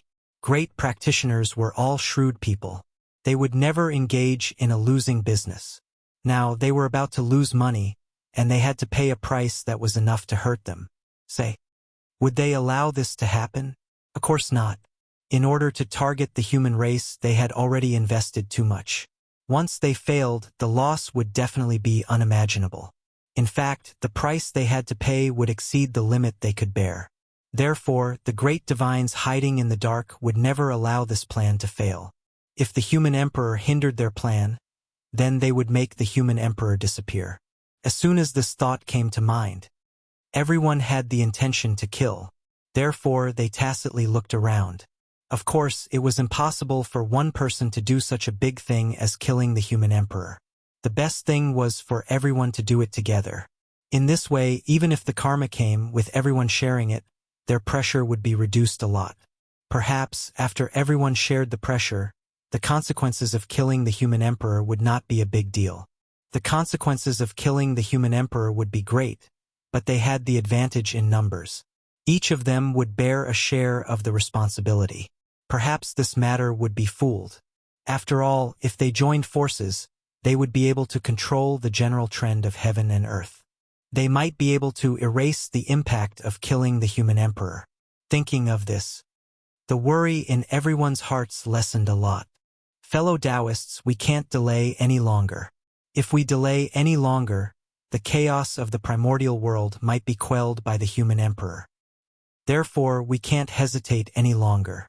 The poor Wei knows that you are unwilling to bear the karma of killing the human emperor. This is normal. After all, it is the supreme karma of heaven and earth. It is ominous to kill. But we don't have to kill him. Just like before, we can find an opportunity to continue sealing the human emperor. Of course, we have to pay a price to forcefully seal the human emperor. But if everyone here works together, that price is nothing. Just as everyone was secretly plotting, a sudden voice echoed in everyone's ears, breaking the long silence. Who is it? Everyone could not help but be shocked. They hurriedly released their divine senses to scan the surroundings. However, no matter how they searched every corner of the void, they could not find the source of the sound. Obviously, the person who spoke did not want to reveal his identity. In such a situation, even if the human race was angry, it would not be good for them to find trouble with everyone present. That would be too exaggerated and impossible. However, if the human race was determined to target a few of them, there would be no problem. Who would the human race target then? Without a doubt, the human race would target whoever performed the best in this plan against the human race. The person who spoke dared to collude with everyone to seal the human sovereign. There was no doubt that he was the primary target of the human clan. Once his identity was exposed, no matter who he was, he would be hunted down endlessly by the human clan until he died. This was related to the dignity of the human race. It was useless for anyone to plead for mercy. Therefore, everyone understood that person's unwillingness to reveal his identity. At that moment, he did not investigate the identity of that person. He just nodded secretly to show that he agreed with his suggestion. There was nothing he could do even if he didn't agree, because this was the best choice at the moment. There was no other way. Great! Since everyone agrees with the poor Wei's suggestion, we'll take action together to seal the human sovereign in one breath's time. Seeing that everyone nodded, the person spoke again. At that moment, no one responded. However, their attitude of secretly accumulating power had already revealed everything. Very soon, one breath's time passed and it was time for everyone to take action. Take action! A voice was heard. Almost at the same time, everyone mobilized their magic power and was about to attack the human sovereign. However, just as they took action, an extremely dazzling sword light flew out from the heavenly court. It cut through the layers of void and swept toward them. Quick! Dodge! It's the North Star Emperor. Knowing who the person was, everyone did not have the heart to fight against him. They did not have the time to deal with the human sovereign. The moment before the sword light exploded, they all rushed out as fast as they could, so that they could escape from the range of the sword light. However, Great Emperor Gaochun's attack was too fast. Before he attacked, there was no sign at all. Therefore, even though the great magicians who were hiding in the dark were extremely fast, there were still some who were unable to escape from the range of the sword light. Rumble! Boundless sword light exploded as though it was splitting the heaven and earth apart. It was clear and turbid, yin and yang. It stirred up the earth, fire, water, and wind and destroyed the void that everyone was hiding in. Ah! A few screams were heard. The few people who fell behind were sucked into the sword light. In an instant, they were torn into pieces by the terrifying sword light together with their physical bodies and primordial spirits. Very soon, they disappeared completely. After everything calmed down, a few Khanate spiritual treasures with a few broken Khanate true spirits could be seen rushing out from the void that was destroyed by the sword light. Obviously, They were the great divines who did not manage to escape in time and were severely injured by the sword light of the North Star Emperor.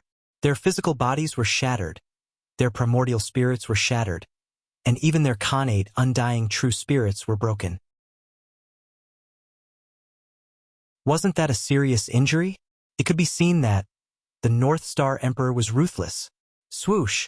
A few powerful great mediums saw the innate spiritual treasures dashing out and protected them without hesitation. They wanted to prevent the North Star Emperor from continuing to attack and killing them. No matter what, they were in an alliance to fight against the North Star Emperor. If they were to allow the severely injured people to be killed by the North Star Emperor, everyone would be in danger. The alliance that was not considered reliable to begin with would only exist in name. Before the enemy was dealt with, the alliance would only exist in name. Then, when the North Star Emperor came, how were they going to defend against him? Therefore, no matter what, they had to protect the alliance. Even if it was just for show, they had to maintain the stability of the alliance to prevent the North Star Emperor from finding an opportunity to destroy them one by one. Protecting the injured allies was the first step, and it was also a necessary step. Sigh. In the heavenly court, the North Star Emperor who saw the scene couldn't help but sigh. He took back the thought of continuing to attack. Everyone reacted quickly and did not give him a second chance to attack. Otherwise, he might have the chance to kill a few great divines. However, the chances of that happening were not high. Those who could reach this stage would have some trump cards in their hands. How could they die so easily? One had to know that this was the primordial world with an incomparably deep foundation. If it was another world, primordial chaos experts could naturally do it. However, the primordial world could not. There was no other reason. Its foundation was too deep. The primordial world was built on the corpses of a large number of chaos demon gods whose strength far exceeded the primordial chaos realm. This also created the primordial world's incomparably deep origin.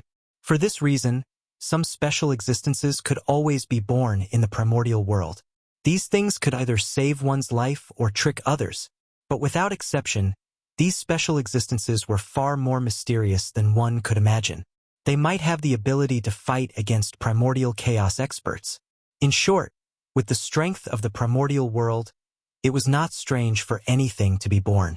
Therefore, as long as it was not a one-on-one situation, even if the North Star Emperor was in existence on the level of primordial chaos Daluo-Jinxian, he did not dare to say that he had the confidence to completely kill several great divines. They all hid too well. No matter how narcissistic the North Star Emperor was, he did not dare to guarantee that he was the only actor in the primordial world. Who knew? There might be others who acted better than him. If he was accidentally acted by others, it would be awkward. In particular, the North Star Emperor was certain that among the many great divines in the primordial world, there were definitely more than one saint. Perhaps, among the group of great divines in front of him, there might be a saint. Therefore, the North Star Emperor did not dare to go too far. If he accidentally forced the other party into a corner and fought to the death with him, he would be in big trouble. The means of a saint might not be weaker than him. They were figures who had existed since the creation of the world, who knew how many treasures they had in their hands. Since they had already opened up their identities, they must have prepared a lot of good things for them. It was not impossible for them to temporarily possess the combat strength of a primordial chaos expert. It was because of this that the North Star Emperor decided to focus on stability.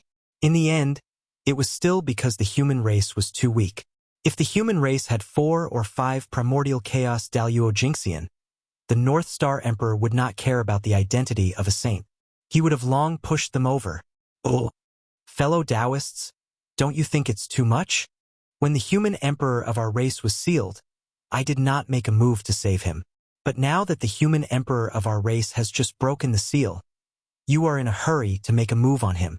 Your table manners are really unsightly. After putting away the Zichan sword, the North Star Emperor mocked everyone. Your Majesty, you must be joking. The poor Wei and the others have no intention of making a move on the human emperor. They just want to help the human emperor when they see that the primordial world is in chaos. One of them laughed dryly and went forward to explain. Hee hee. Help. I think it's more of a hindrance. It seems that the primordial world is not chaotic enough. Are you planning to add more fuel to the fire? How could the North Star Emperor believe such nonsense? He continued to mock them. It's fine if your majesty doesn't believe me. The poor Wei and the others just won't make a move. That person saw that the North Star Emperor's words were unpleasant. After laughing a few times, he stopped talking. So, the place fell into silence again. However, under this silence, there was an invisible undercurrent surging crazily. Fellow Taoists, it's already come to this. If you still have any tricks up your sleeves, don't hide them anymore. Hurry up and use them. Otherwise, after a period of time, the human race will completely pacify the primordial world. Then, all our previous efforts will be in vain. With the North Star Emperor around, it was no longer realistic to make a move on the human emperor. Everyone could not help but feel more anxious. Time waits for no one. To be honest, these powerful existences were also very depressed. As the saying goes, every dog has its day. However, they did not expect it to change so quickly. Previously, they worked together to stop the North Star Emperor from helping the human emperor. But now, the situation was completely reversed. It was the North Star Emperor's turn to stop them from making a move on the human emperor. Wasn't this retribution coming a little too quickly? Could this be the effect of the providence of the protagonist of heaven and earth? It made it difficult for the other forces to harm the human race. However, with so many forces working together, their providence should have suppressed the human race.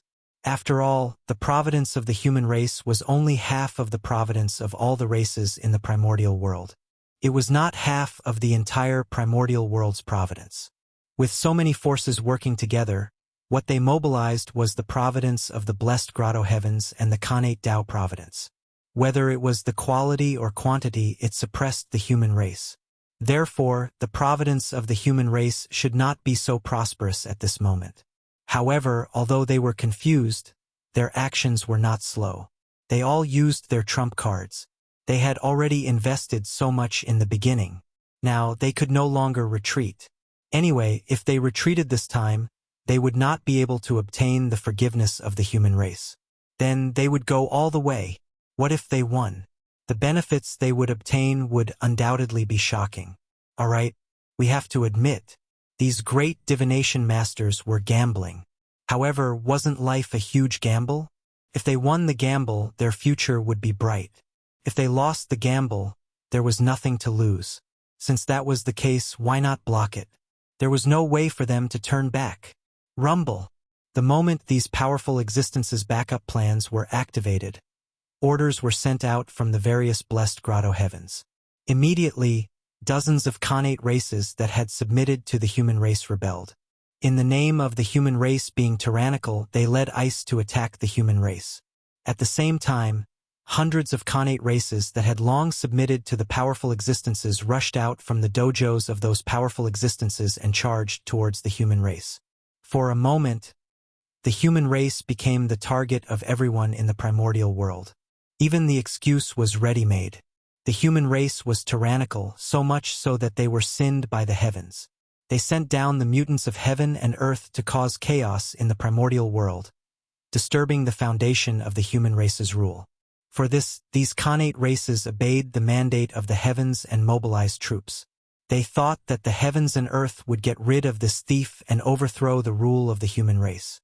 The human race, who was suppressing the mutants of heaven and earth, was suddenly stabbed in the back by the Khanate races. They were flustered. However, the human race was strong after all. The rebellion of a few dozen Khanate races did not cause much of an impact. They could be suppressed very quickly. On the other hand, the Khanate races that walked out of the dojos of the powerful existences were somewhat difficult to deal with. Unlike the Khanate races that were still in the primordial world, the Khanate races that were in the dojos of the powerful existences were not affected by the change of the world at all. Their bloodlines did not degenerate and still maintained the purity of their Khanate bloodlines. Because of that, they were extremely powerful.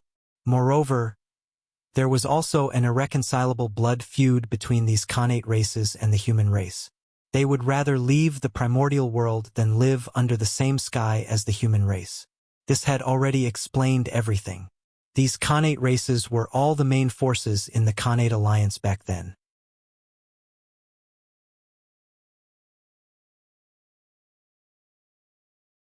Chapter 671. What was the Khanate alliance? It was an alliance formed by all the Khanate races in the primordial world in order to fight against the human race. It was also the predecessor of the primordial world's 10,000 races. In the great war between heaven and earth, they had fought countless battles with the human race. Blood could be said to have dyed the primordial world red. Although the Khanate alliance had received Fushi's favor during the disaster of the beasts, most of the Khanate races had chosen to bury the hatchet with the human race. However, there were still a small number of Khanate races who did not let go of their hatred for the human race. Instead, they chose to draw a line with the human race. These Khanate races were the main war faction of the Khanate alliance. As the main war faction, they could be said to be the main force of the Khanate alliance against the human race. They were at the forefront of every battle. After countless battles, countless of their clansmen had died at the hands of the human race. These blood feuds had accumulated, causing them to form an irreconcilable enmity with the human race. Thus, how could they submit to the human race? Therefore, after the Khanate alliance collapsed, the other Khanate races joined the human race. These Khanate races who had a death grudge with the human race joined forces to deal with the Khanate beasts. From then on, they had a new name, the Khanate vestigial race, the race left behind from the Khanate era. Without a doubt, since these Khanate vestigial race dared to become enemies with the human race, their strength must be extremely powerful. Although they could not fight against Khanate beasts, they could still survive. Under the protection of each other, the Khanate vestigial race survived the tribulation of Khanate beasts with difficulty. But then, before they could take revenge on the human race, they suddenly realized that the human race was already a colossus that they could not shake. At that time, Fushi suppressed the primordial world. No one in the 10,000 races could contend against him. Helpless, these Khanate vestigial race temporarily gave up the idea of revenge and focused on developing to wait for the future. Unfortunately, although their strength increased quickly, the human race undoubtedly developed faster. As time passed, the gap between them and the human race did not decrease. Instead, it became bigger and bigger. Their hope of revenge was getting slimmer and slimmer. Then, the Khanate vestigial race had been waiting for heaven and earth isolation. After heaven and earth isolation, they could not stay in the primordial world any longer. Therefore, they sought refuge with the great divine ability. They hoped that one day, a peerless figure would be born in their race and completely destroy the human race. In the blink of an eye, the world had changed. In the blink of an eye, millions of years had passed. At this time, the pre-celestial descendants who were practicing in the Taoist field of the Great Medium suddenly received an order from the Taoist priests to go to the untainted land to attack the human tribe. It was this order that awakened the hatred in the hearts of the Xiantian vestigial races towards the human race. Almost without hesitation, they walked out of the great master's dojos and brazenly charged at the humans. Things were different now. In the past, they weren't a match for the human race, not because they weren't strong enough, but because the human race had the support of a great divine ability. But now, the situation had completely reversed. The human race had somehow angered the Celestial Sect of Wonders, causing the Celestial Sect of Wonders to turn around and support them against the human race. In this way, the human race would no longer have any advantages. How could they withstand their attacks? One must know that, in the primordial world, the will of the Celestial Sect of Wonders was the will of the heavenly Tao. Since the human race dared to make an enemy out of the Celestial Sect of Wonders, their fate was already sealed. They were bound to fail. The human race was finished. Oh! Just as the battle between the human race and the pre-celestial vestigial race was in full swing, in the depths of the void, where countless worlds and secret realms were located, an inexplicable change suddenly occurred. One after another, cracks in the void appeared, opening up a passage that led to the untainted land. You've been here for nearly 10 million years. It's time to let the untainted land know of your existence. So, go! Go to the untainted land and fight with the human race. Let the world know that the creatures I created may not be inferior to the Nuwa. In the dark, a dignified voice echoed between heaven and earth, breaking the silence of this place. Yes, Patriarch. Suddenly, a respectful voice came from the countless worlds and secret realms. Then countless figures walked out of the unknown world. They were densely packed and innumerable. They crossed the void cracks and headed towards the untainted land. That was postnatal life forms. That's right. These creatures that walked out of the unknown world. Although their forms were strange, the aura they exuded was compatible with the untainted land. In fact, it faintly resonated with the postnatal chi. Without a doubt, this was the aura that belonged to postnatal life forms. The countless creatures that walked out of the unknown world were all postnatal life forms. Variables. What a shocking change. As the only postnatal race in the untainted land, the human race could enjoy the postnatal luck alone. However, with the appearance of these races, the luck of the human race would definitely be affected. Although it wouldn't shake their foundation, it wouldn't be too good either. The human race was in trouble. Perhaps these postnatal life forms wouldn't be very strong, but they were definitely disgusting enough. For the human race, once they started a war with these postnatal life forms, even if they won, they wouldn't get anything. At most, they would stabilize their postnatal luck. However, once they lost, the losses would undoubtedly be huge. A portion of the postnatal luck that originally belonged to the human race would definitely be given to those postnatal life forms. There was no benefit in winning, but if they lost, they would suffer great losses. How could these postnatal life forms not be disgusting? Oh! The sudden appearance of these postnatal life forms was the biggest backup plan left behind by the great magicians of the celestial sect of wonders to deal with the human race. The prenatal vestigial race was just an appetizer. The postnatal life forms were the real trump card. As for the origin of these postnatal life forms, it was simple. They were nothing more than secretly created by the great magicians. Of course, the purpose of those great magicians creating these postnatal life forms was not to deal with the human race, but to seek merit and verify the path of Tao in exchange for an opportunity to take a step further. At that time, in the untainted land, Goddess Nuwa first created humans and achieved Tao. After that, Taoist Mingi created the Azura clan in the Blood Sea and obtained a large amount of merit, so he took a step further. It was when they saw this scene that those great magicians couldn't help but have the idea of creating a postnatal race. There was no loss in trying. What if they succeeded? Even if they didn't take a step further like Mingi, as long as they could gain something, it wouldn't be a loss. Could even be a gain. If they could obtain some merit, that would be even better. With such thoughts in mind, the great magicians hid in the dark for a period of time and created all kinds of postnatal life forms for the untainted land. As for why these postnatal life forms had never appeared in the untainted land for so many years, the answer was much simpler. It was nothing more than that the great magicians were afraid that after these postnatal life forms appeared, they would have a dispute with the shaman and demon race, which would implicate them. For this reason, they restrained these postnatal life forms in the many worlds in the depths of the void, allowing them to develop in a low-key manner. In this way, they didn't have to worry about them getting involved in the disputes of the untainted land, and it also saved them a lot of trouble. However, they didn't expect that the changes in the world were often unexpected. Who would have known that as time passed, the Khanate era gradually became the past, and the postnatal era ushered in a period of rapid development. The postnatal life forms that were almost forgotten by the great magicians gradually became the favorites of the era. At the same time, they also became the sharp weapons of the great magicians to deal with the human race. Rumble.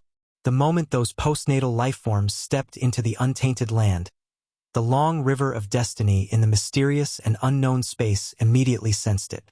The long river of destiny that represented the human race suddenly began to shake violently, and there was a faint trend of splitting. It looked unusually frightening. The moment the destiny of the human race changed, the few existences that were closely related to the human race sensed it almost at the same time. What? Why is the destiny of the human race in turmoil? In the heavenly court, the North Star Emperor couldn't help but frown. Then he subconsciously glanced at the untainted land. In just an instant, he understood what had happened. In an instant, the North Star Emperor's face darkened, and it became abnormally ugly. Disgusting. It was really too disgusting. If it were any other time, even if these postnatal lifeforms swarmed up, they wouldn't be enough to fight against the human race. They would be easily suppressed. But now, the human race was facing enemies from both sides. If they fought with these postnatal lifeforms again, they would seem a little inferior. The reason for this was not because these postnatal lifeforms were too strong, but because in the battle with the postnatal lifeforms, the human race could not lose a single battle, and they could not have a tug-of-war with them. Let's put it this way, if the human race could not completely kill these postnatal lifeforms before they could gain a foothold in the untainted land, then the human race would have already lost the battle with these postnatal lifeforms. And the longer the war lasted, the greater the losses of the human race. The reason was because once these postnatal lifeforms gained a foothold in the untainted land, a portion of the postnatal destiny would be separated from the human race's destiny and flow to these postnatal lifeforms. Moreover, this providence was not fixed. The greater the advantage of these postnatal lifeforms, the greater the destiny that would flow from the human race's destiny to them. The meaning of their existence was to drink the blood of the human race. Fellow Taoists, what a good method! I have underestimated you. However, if you want to overthrow the human race with just these postnatal lifeforms, you are thinking too much. Glancing coldly at everyone, the North Star Emperor said coldly. However, no one responded to his words. In this, the North Star Emperor was not surprised. Instead, he secretly thought of a countermeasure. The appearance of the postnatal lifeforms was indeed beyond his expectations, but this was not a big deal. The human race had a deep foundation. Even when the myriad races were at their peak, they were not afraid, let alone now. Although the human race's current situation was extremely dangerous, that was all on the surface. It was only because accidents happened one after another that the human race was caught off guard, resulting in the current situation. However, as long as they could survive the current period, all the turmoil would be quelled one by one. The human race was not as weak as they had imagined. The Seven Stars continent had not made a move yet, and the allies of the human race had not made a move either. It could be seen that the true foundation of the human race had not been activated yet. This Feng Zichen knew. The great divinities also knew. Therefore, in order to deal with the human race, the great divinities definitely had some backup plans. In the untainted land, only the demon race and the shaman race could pose a threat to the human race. As an ally of the human race, the shaman race would not attack the human race, so only the demon race could do so. With a thought, the North Star Emperor thought of the final trump card of the great divinities, the demon race. If the demon race took advantage of the chaos to attack, they could indeed threaten the human race. One had to know. After the battle between the shaman and the demon race, although the demon race suffered a great loss and was almost completely wiped out, a portion of the demon race's strength was preserved. That was the North Sea demon race under Demon Master Kuan Peng. Due to his bad relationship with Dijun, Patriarch Kuan Peng had always worked but not put in any effort in the heavenly court. For this reason, during the battle between the shaman and the demon race, only Patriarch Kuan Peng of the entire North Sea demon race fought. Moreover, at the end of the battle, this fellow ran away with He Tu and Luo Shu when he saw that the situation was not good. He had really tricked Dijun. However, although Patriarch Kuan Peng's actions were despicable, it was precisely because of this that the North Sea demon race was able to preserve their strength and become a major force in the untainted land. Although the North Sea demon race was only a branch of the demon race, they might not be weaker than the current human race. Therefore, if the North Sea demon race attacked the human race would really be in danger. Thinking of this, Emperor Gaochen couldn't help but lower his gaze and look at the North Sea to observe the current situation of the North Sea demon race. However, before he could look at the North Sea, a loud explosion suddenly came from the heavenly realm. Bang! The moment he heard the loud explosion, Emperor Gaochun's heart skipped a beat, and he had an ominous premonition. When he looked over and saw the source of the explosion, his heart couldn't help but sink. But the heavenly river had burst its banks. Someone had blasted a huge hole in the heavenly dike. The explosion just now was the sound of the heavenly dike breaking. What a bastard! Even though he knew that in order to deal with the human race, those powerful beings had no scruples, when Gaochun saw the scene of the heavenly river bursting its banks, he couldn't help but exclaim at their audacity. They really didn't care about anything. They even dared to have designs on the heavenly river. Didn't they know that once the water of the heavenly river fell into the human world, what kind of disaster would it bring to the human world? That monstrous negative karma. Weren't they afraid at all? Walala. Following the gap in the heavenly dike, the Ruo River flowed towards the untainted land. It was as if the Milky Way was falling from the ninth heaven. Its momentum was so great that it was completely unstoppable. It seemed that this scene had also happened when the heavenly realm was shattered. However, at that time, the untainted land was still in the Khanate era. The Khanate Chi was everywhere in the world, so there was no need to be afraid of polluting the Ruo River. P.S. What a mess. There's one more chapter. It's about 1130. It should also be 4,000 words.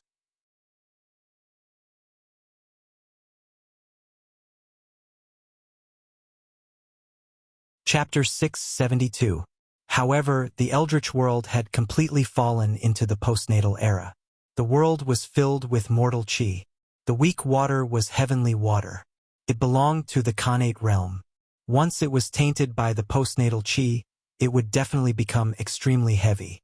Moreover, the Khanate realm and the postnatal realm were two different concepts. In ancient times, everyone had Khanate physiques and did not dare to touch the weak water. Needless to say, most of the living beings now had postnatal physiques. Disaster. It had suddenly descended upon them. For a moment, in the Eldritch world, the flood was surging. The weak water was Khanate water. In addition, it was illuminated by the starlight day and night. It had undergone a huge change and contained a huge amount of energy. As soon as it landed on the Eldritch world, it was affected by the laws of heaven and earth and began to transform from Khanate to postnatal realm. If a drop of Khanate water completely transformed into postnatal water, it would probably be as much as a river. One could imagine what kind of disaster it would be for the people when the heavenly river flowed into the Eldritch world. Damn it!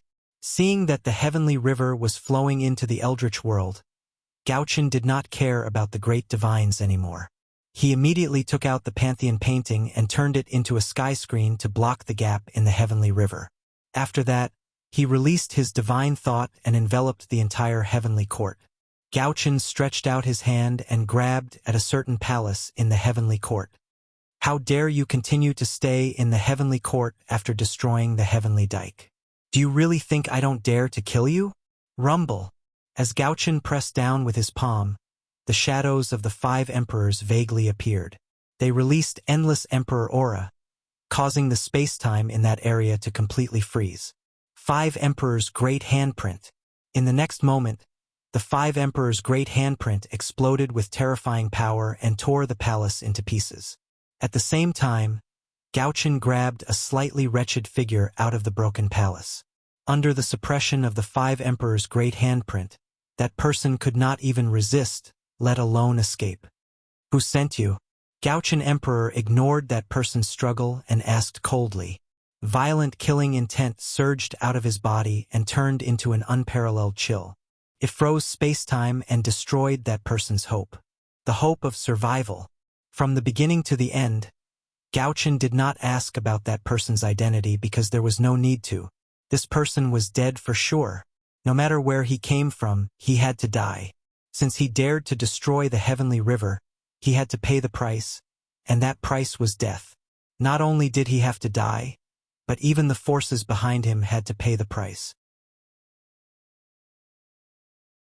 And the reason why he wasn't dead now was because he still had a trace of value, and that was the identity of the person behind him.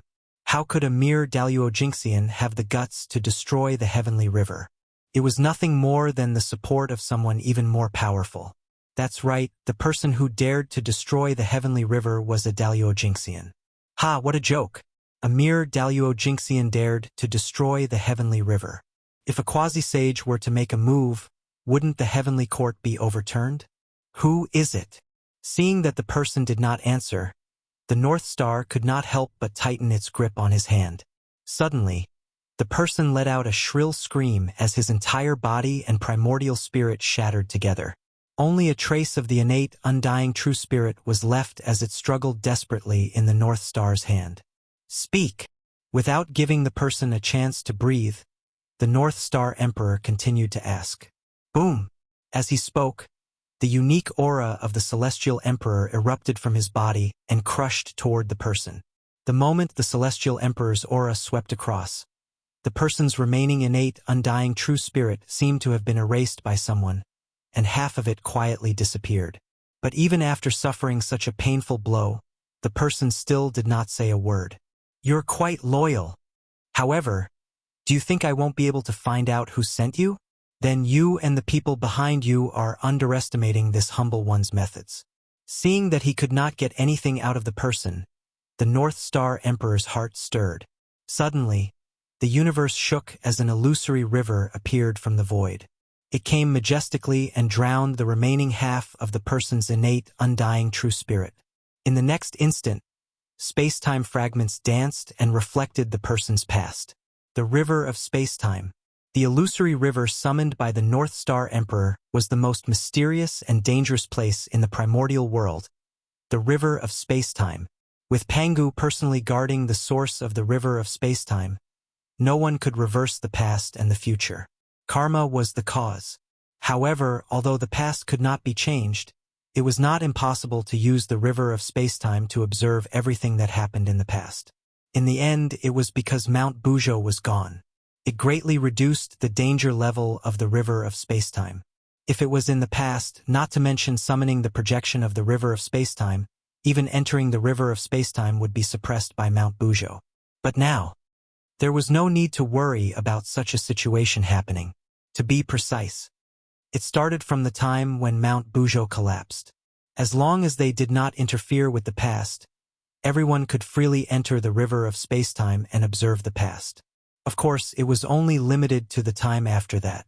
Everything before the end of the ancient era could not be easily checked, because at that time, Mount Bujo still existed. Now that there was no Mount Bujo in the future, everyone could spy on it. However, in the past, Mount Bujo still existed. Therefore, anyone who dared to spy on that period of time had to be prepared to pay the price. In short, because of the absence of Mount Bujo, the river of space-time was much safer now. With Primordial Chaos Dao Master's ability, he could already borrow some of the power of the river of space-time without suffering any backlash. What the North Star Emperor needed to do now was to use the river of space-time to reflect that person's past and find the identity of the person behind the scenes. In the primordial world, memories could be faked. True spirits could also be faked. But in the past, because of Pangu, it was impossible to fake it. Therefore, no matter how deeply the person behind the scenes hid or how many faces he changed, he could not escape the reflection of the river of space-time. Spying on that person's memories might not be able to find out the identity of the person behind the scenes, because no one could guarantee that the person behind the scenes would show his true face. However, the river of space-time could lock onto the true identity of the person behind the scenes, because the river of space-time recorded everything in the primordial world. As long as one's cultivation had not reached the realm of primordial chaos Daluojingxian, they would definitely leave traces in the river of space-time. Whether it was in the past, present, or future, as long as they left traces, it was enough for the North Star Emperor to lock onto the identity of the person behind the scenes. Rumble. The river of space-time was vast and mighty, reflecting that persons passed one by one. Soon, the North Star Emperor locked onto his target. It was a strange scene. In the scene, the person who destroyed the heavenly river was talking to someone, but there was nothing in front of him. It wasn't that there was no one in front of him, but that the person who was talking to him was too powerful and had already cut off the past.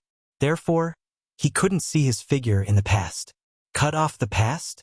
Not bad. But I don't believe that you've also cut off the present and the future.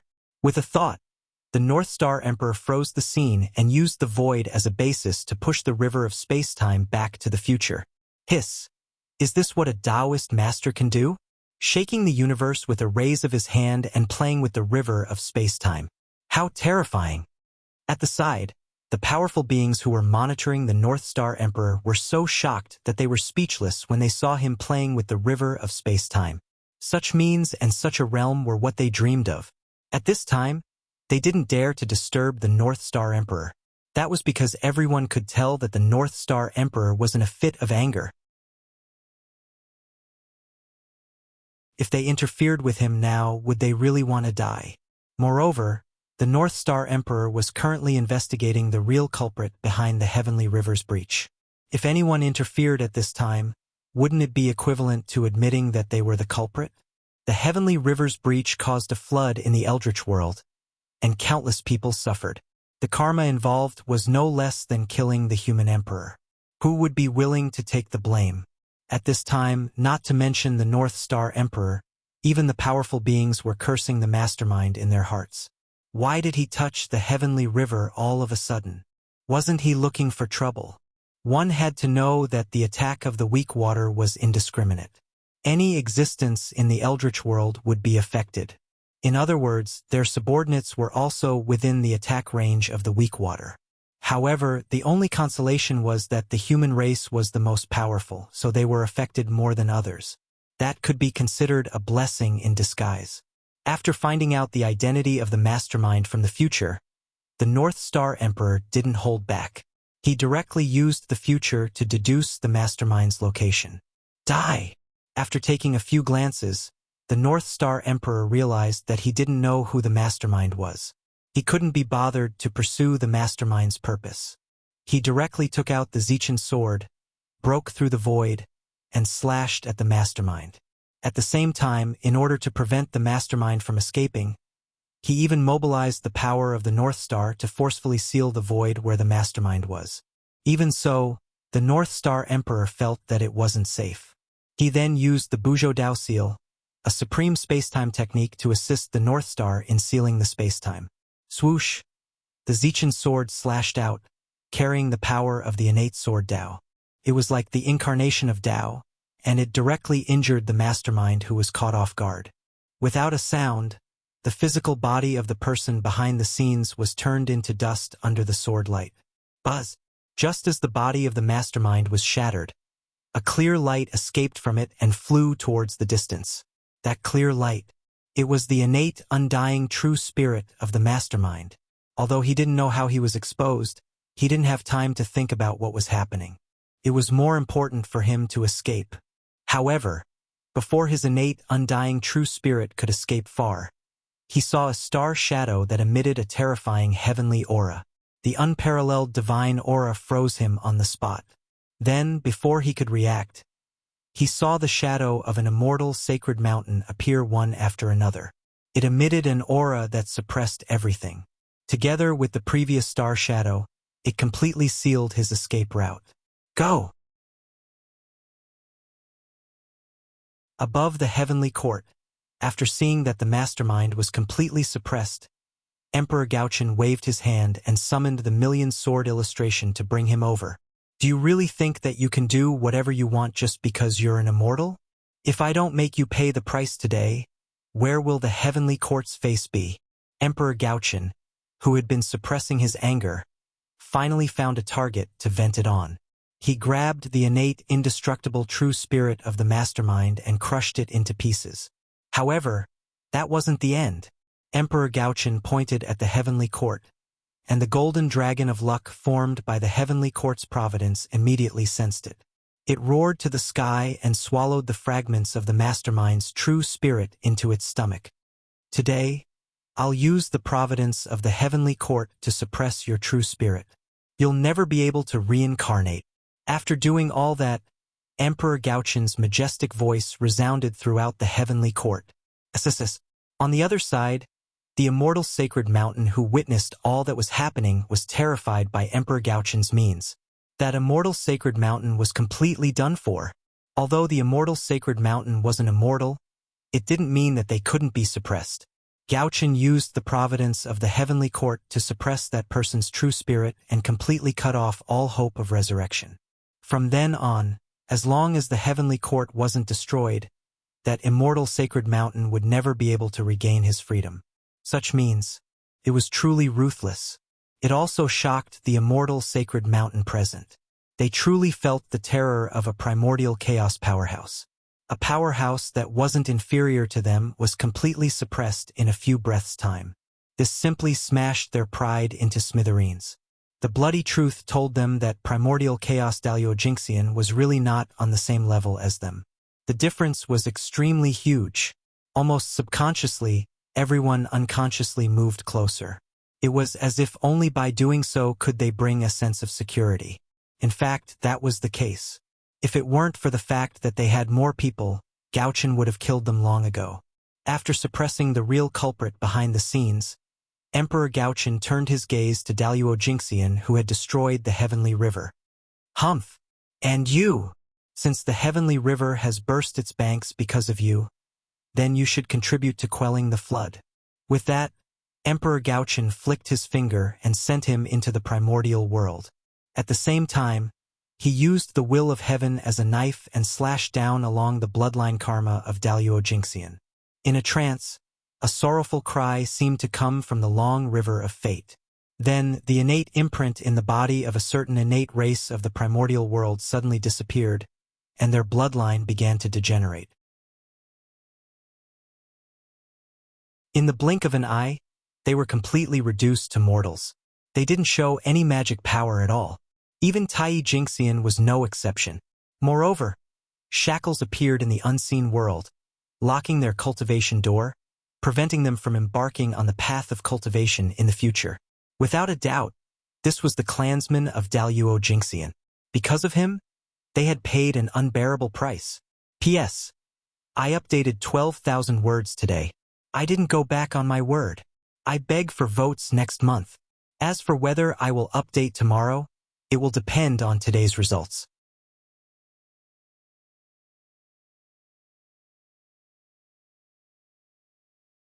Chapter 673. Those who bring disaster to the world deserve such an ending. After doing all this, the North Star Emperor's cold voice reverberated between heaven and earth. The murderous intent in his voice was so strong that it made everyone feel as if they were facing a mountain of corpses and a sea of blood. For a moment, the deities trembled. Even the great mediums felt a chill from the bottom of their hearts when they saw how ruthless the North Star Emperor was. What was the meaning of killing one to warn the rest? This was it. He was afraid that after this matter, anyone who wanted to offend the heavenly courts would have to think twice about it. Where's the Sky River Water Tribe? After dealing with the external enemies, the North Star Emperor had the time to deal with the traitor. However, one Daluo Jinxian was able to destroy the Sky Dike under the heavy guard of the heavenly court. It would be strange if there was no problem. There was no doubt that there was a traitor in the heavenly court. This was because without the help of a traitor, a mere Daluo Jinxian would not be able to destroy the Sky Dike. One had to know that the Sky River was an important place in the heavenly court. Not only was it guarded by the Navy, but it was also enveloped by the Khanate Formation. Furthermore, the heavenly river's water tribe lived within it. With 3 layers of security, someone could still destroy the Sky Dike under their nose. Could this be explained by negligence? The Sky River is here. Please forgive me, Your Majesty. As the Sky River's water surface shook, a middle-aged Taoist walked out from the bottom of the water and quickly came to the North Star Emperor. He apologized with a pale face. Sky River Taoist. The middle-aged Taoist who walked out from the bottom of the Sky River was called Sky River Taoist. He was a great cultivator whose strength had reached the level of Daluo Jinxian. He was not a living being born in the Sky River. Instead, he was a Khanate godfiend from the primitive water tribe. However, because he had joined the heavenly court earlier, Great Heaven wanted to show his sincerity. Of course, he also had the intention to buy bones with 1,000 gold taels. Hence, He specially gave him preferential treatment and granted him the position of the Lord of the Sky River. He also allowed his people to live in the Sky River with him. That was how the name Sky River Taoist came about. This was not his name before, but he changed it after coming to the Celestial River so that he could occupy the destiny of the Celestial River. The Sky River Taoist was the master of the Sky River. Now that the Sky River was in trouble, he could not escape responsibility. Furthermore, as a fellow Daluo Jinxian who controlled the innate formation that protected the Heavenly River, there was no reason that Sky River Taoist could not detect the arrival of the enemy. But he just didn't notice. That could only mean that there was something wrong with him. Moreover, even if there was nothing wrong with the Sky River Taoist, he would not be able to escape the crime of neglecting his duty. At the end of the day, someone had to take responsibility for the Heavenly River's breach. And Sky River Taoist was the best candidate. Sky River Taoist, as the ruler of the Sky River, you can't escape responsibility no matter what. Therefore, I don't care if you're a spy for a powerful expert or if you're neglecting your duties. I'm only punishing you and your clansmen to fill the heavenly dike. So, are you convinced? The North Star Emperor's light words were as heavy as an immemorial divine mountain. Each word pressed down on the Sky River Taoist's heart, causing his face to turn snow-white in an instant. Yes, Your Majesty. Although he was unwilling, the Sky River Taoist did not dare to resist. Your Majesty, I'll take my leave.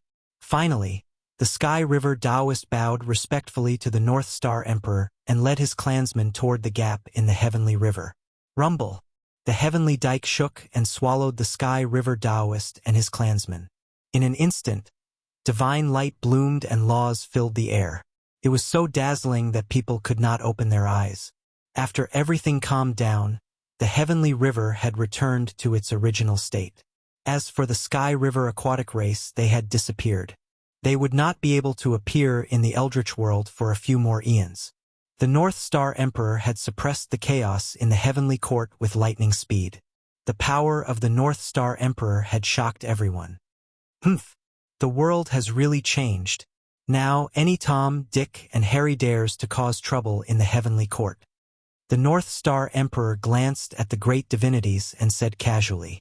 It was just that his words seemed to be directed at the great divines. As a result, the expressions of those great mediums turned ugly when they heard his words. However, before they could get angry, the North Star Emperor suddenly stood up from the Emperor's throne in the Heavenly Court and walked out. For a moment, everyone could not be bothered to get angry. They went forward to block the North Star Emperor to prevent him from leaving the Heavenly Court. Your Majesty, where are you going? Outside the southern Heavenly Gate, a great divinity asked the North Star Emperor with a smile. Now that the outcome of the battle had not been decided, how could they allow the North Star Emperor to leave the Heavenly Court? What's wrong? Do I need your permission to go anywhere? Fellow Taoists, don't you think you're meddling too much? Gauchen said with displeasure as he faced the crowd alone. Hearing that, everyone fell silent. They indeed had no reason to stop the North Star Emperor. However, in this world, there was no need for so many reasons. As long as they wanted to, it was enough. Therefore, the North Star Emperor must not leave the Heavenly Court. Thud! In the silence, the North Star Emperor suddenly took a step forward. At the same time, he was closer to the great divinities, almost face to face. However, none of the great divinities backed down. The atmosphere. Suddenly, he became nervous. Fellow Taoists, now that the Eldritch Wilderness is flooded, countless living beings are suffering. As the Heavenly Emperor, of course, I can't stay out of this. Now, I'm going to the Eldritch Wilderness to find a solution to the flood. Even so, you still want to stop me? Suddenly, the North Star Emperor spoke. For the first time, he explained the reason for this trip to the Heavenly Court. For a moment, everyone could not help but be stunned. They did not know what to do. The North Star Emperor left the Heavenly Court for the sake of solving the flood. If they continued to stop him, it would be disregarding the lives of the people in the world. It would be unrighteous and they would bear a huge burden of karma. Although, with their current actions, it had nothing to do with righteousness. However, this was how things were. They could do it but not say it. For this, the great divinities were in a dilemma. If they let the North Star Emperor leave the heavenly court just like that, wouldn't their previous efforts be in vain? Naturally, they were extremely unwilling to accept this. However, if they did not let the North Star Emperor leave, the karma that would result was not something that they could easily bear. Enough! Fellow Taoists, you are not children anymore. Why can't you tell what's important and what's urgent? Previously, I allowed you to fool around because I gave face to the Tao ancestor and didn't argue with you.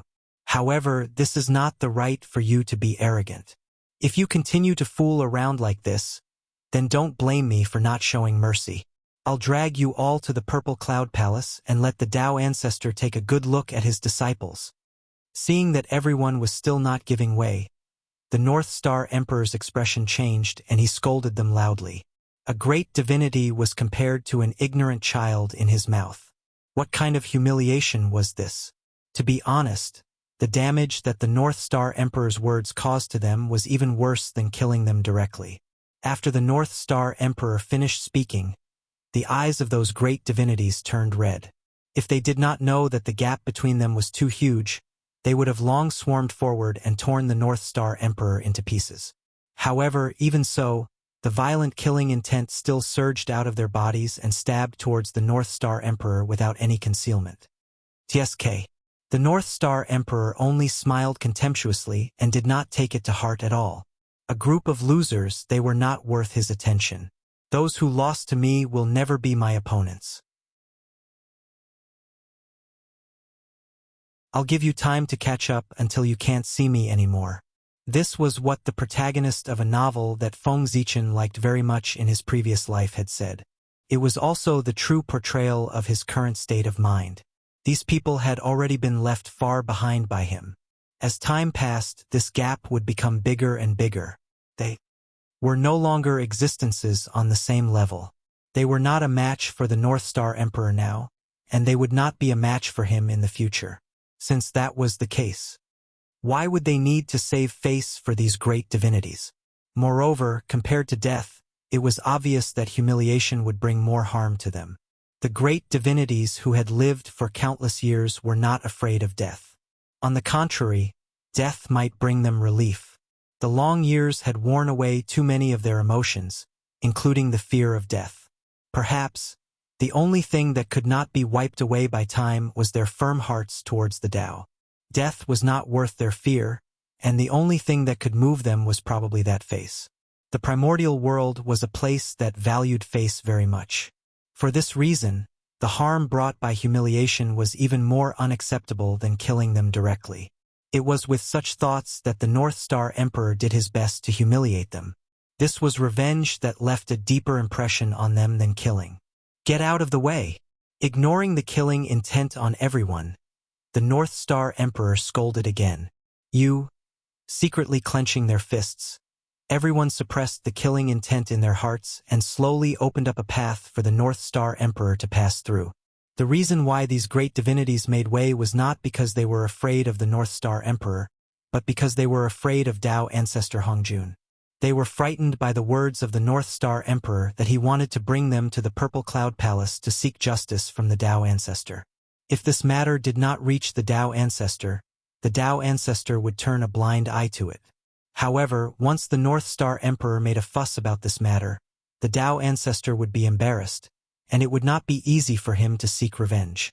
Then, with their recent actions after the Tao ancestor found out, he would definitely not let them off easily. Therefore, these great divinities could only give in. Ha ha! Just like that, the North Star Emperor swaggered out of the heavenly court. However, he did not go to the human race. Instead, he went directly to the North Sea and taught the Kunping Patriarch a lesson in the name of the Tao discussion. For this, the North Sea demon race, who were previously restless and had the intention to dominate the primordial world, instantly wilted. Oh! Not to mention the North Star Emperor, just the primordial world, because of the flood, caused all the deployments of the human race to be in vain. Similarly, the innate vestigial race and the postnatal lifeforms were not having a good time either. At this time, no one was in the mood to attack each other. They all stopped fighting and organized their own forces to quell the flood. However, it was not so easy to quell the flood. The weak water was a highly toxic thing to the innate lifeforms, let alone the postnatal lifeforms. Basically, once a mortal came into contact with the weak water, they would be turned into white bones in less than an hour. Even a celestial immortal cultivator would have to shed a layer of skin if they fell into it. How could such a dangerous thing be so easy to quell? Therefore, in the beginning, everyone was helpless against the weak water. They could only think of a way to block it somewhere and prevent it from spreading everywhere. However, the effect of this method was not very good. That was because after the weak water came to the mortal world, it began to transform into the postnatal world, causing its volume to become larger and larger. Could not be blocked at all. For this, in less than 100 years, the weak water overflowed in the primordial world. Of course, it was not completely without good news. At the very least, after the weak water changed from the innate to the postnatal, the degree of danger was undoubtedly greatly reduced. Above the innate stage, one could basically not be affected by the weak water. At this time, in the human territory, as the weak water became more and more overflowing, Si Wenming could not help but feel that blocking it was not a solution at all. Why not lead it to the East Sea? It was at this moment that Si Wenming had a flash of inspiration and thought of a way to completely solve the weak water. That was to lead it to the East Sea. This idea could not be said to be not bold, because before this, the primordial waters were independent and not connected to the sea. Si Wenming's idea was to open up the connection between the primordial waters and the sea so that the weak water could flow from the ground to the sea. If this was done, it would be an earth-shaking change for the primordial waters. This might set off a battle between the sea gods and the sea gods, because once the two were connected, then they would both be water element luck. The sea area luck and the water area luck would definitely merge into one. In this way, although it would strengthen the water element luck, it would also bury a huge hidden danger. The sea had always been the territory of the dragon race, but the primordial waters were not. Although it was not as vast as the four seas, it had also given birth to many innate godfiends. Therefore, if the sea area and the water area were connected, a complete water system would be born. Then, in order to compete for the ruling rights of this complete water system, there would definitely be a world-shaking battle. They were all bosses who would be willing to have another person controlling them. Moreover, after the sea area and the water area luck merged, how huge would the luck be? If he could obtain it, it would not be inferior to obtaining a world-shaking fortune. Who would be willing to give it up? Not to mention, if he could control the new water system, it would be equivalent to controlling the entire water vein of the primordial world, and he could become the master of the water vein of the primordial world in one fell swoop. With so many fortunes added together, how could there not be a great war? However, with the current situation of the primordial world, Si Wenming could not care so much. You're tuning in to the Legend of the Vagabond YouTube channel. Don't forget to subscribe and join us on this journey to catch the most captivating stories.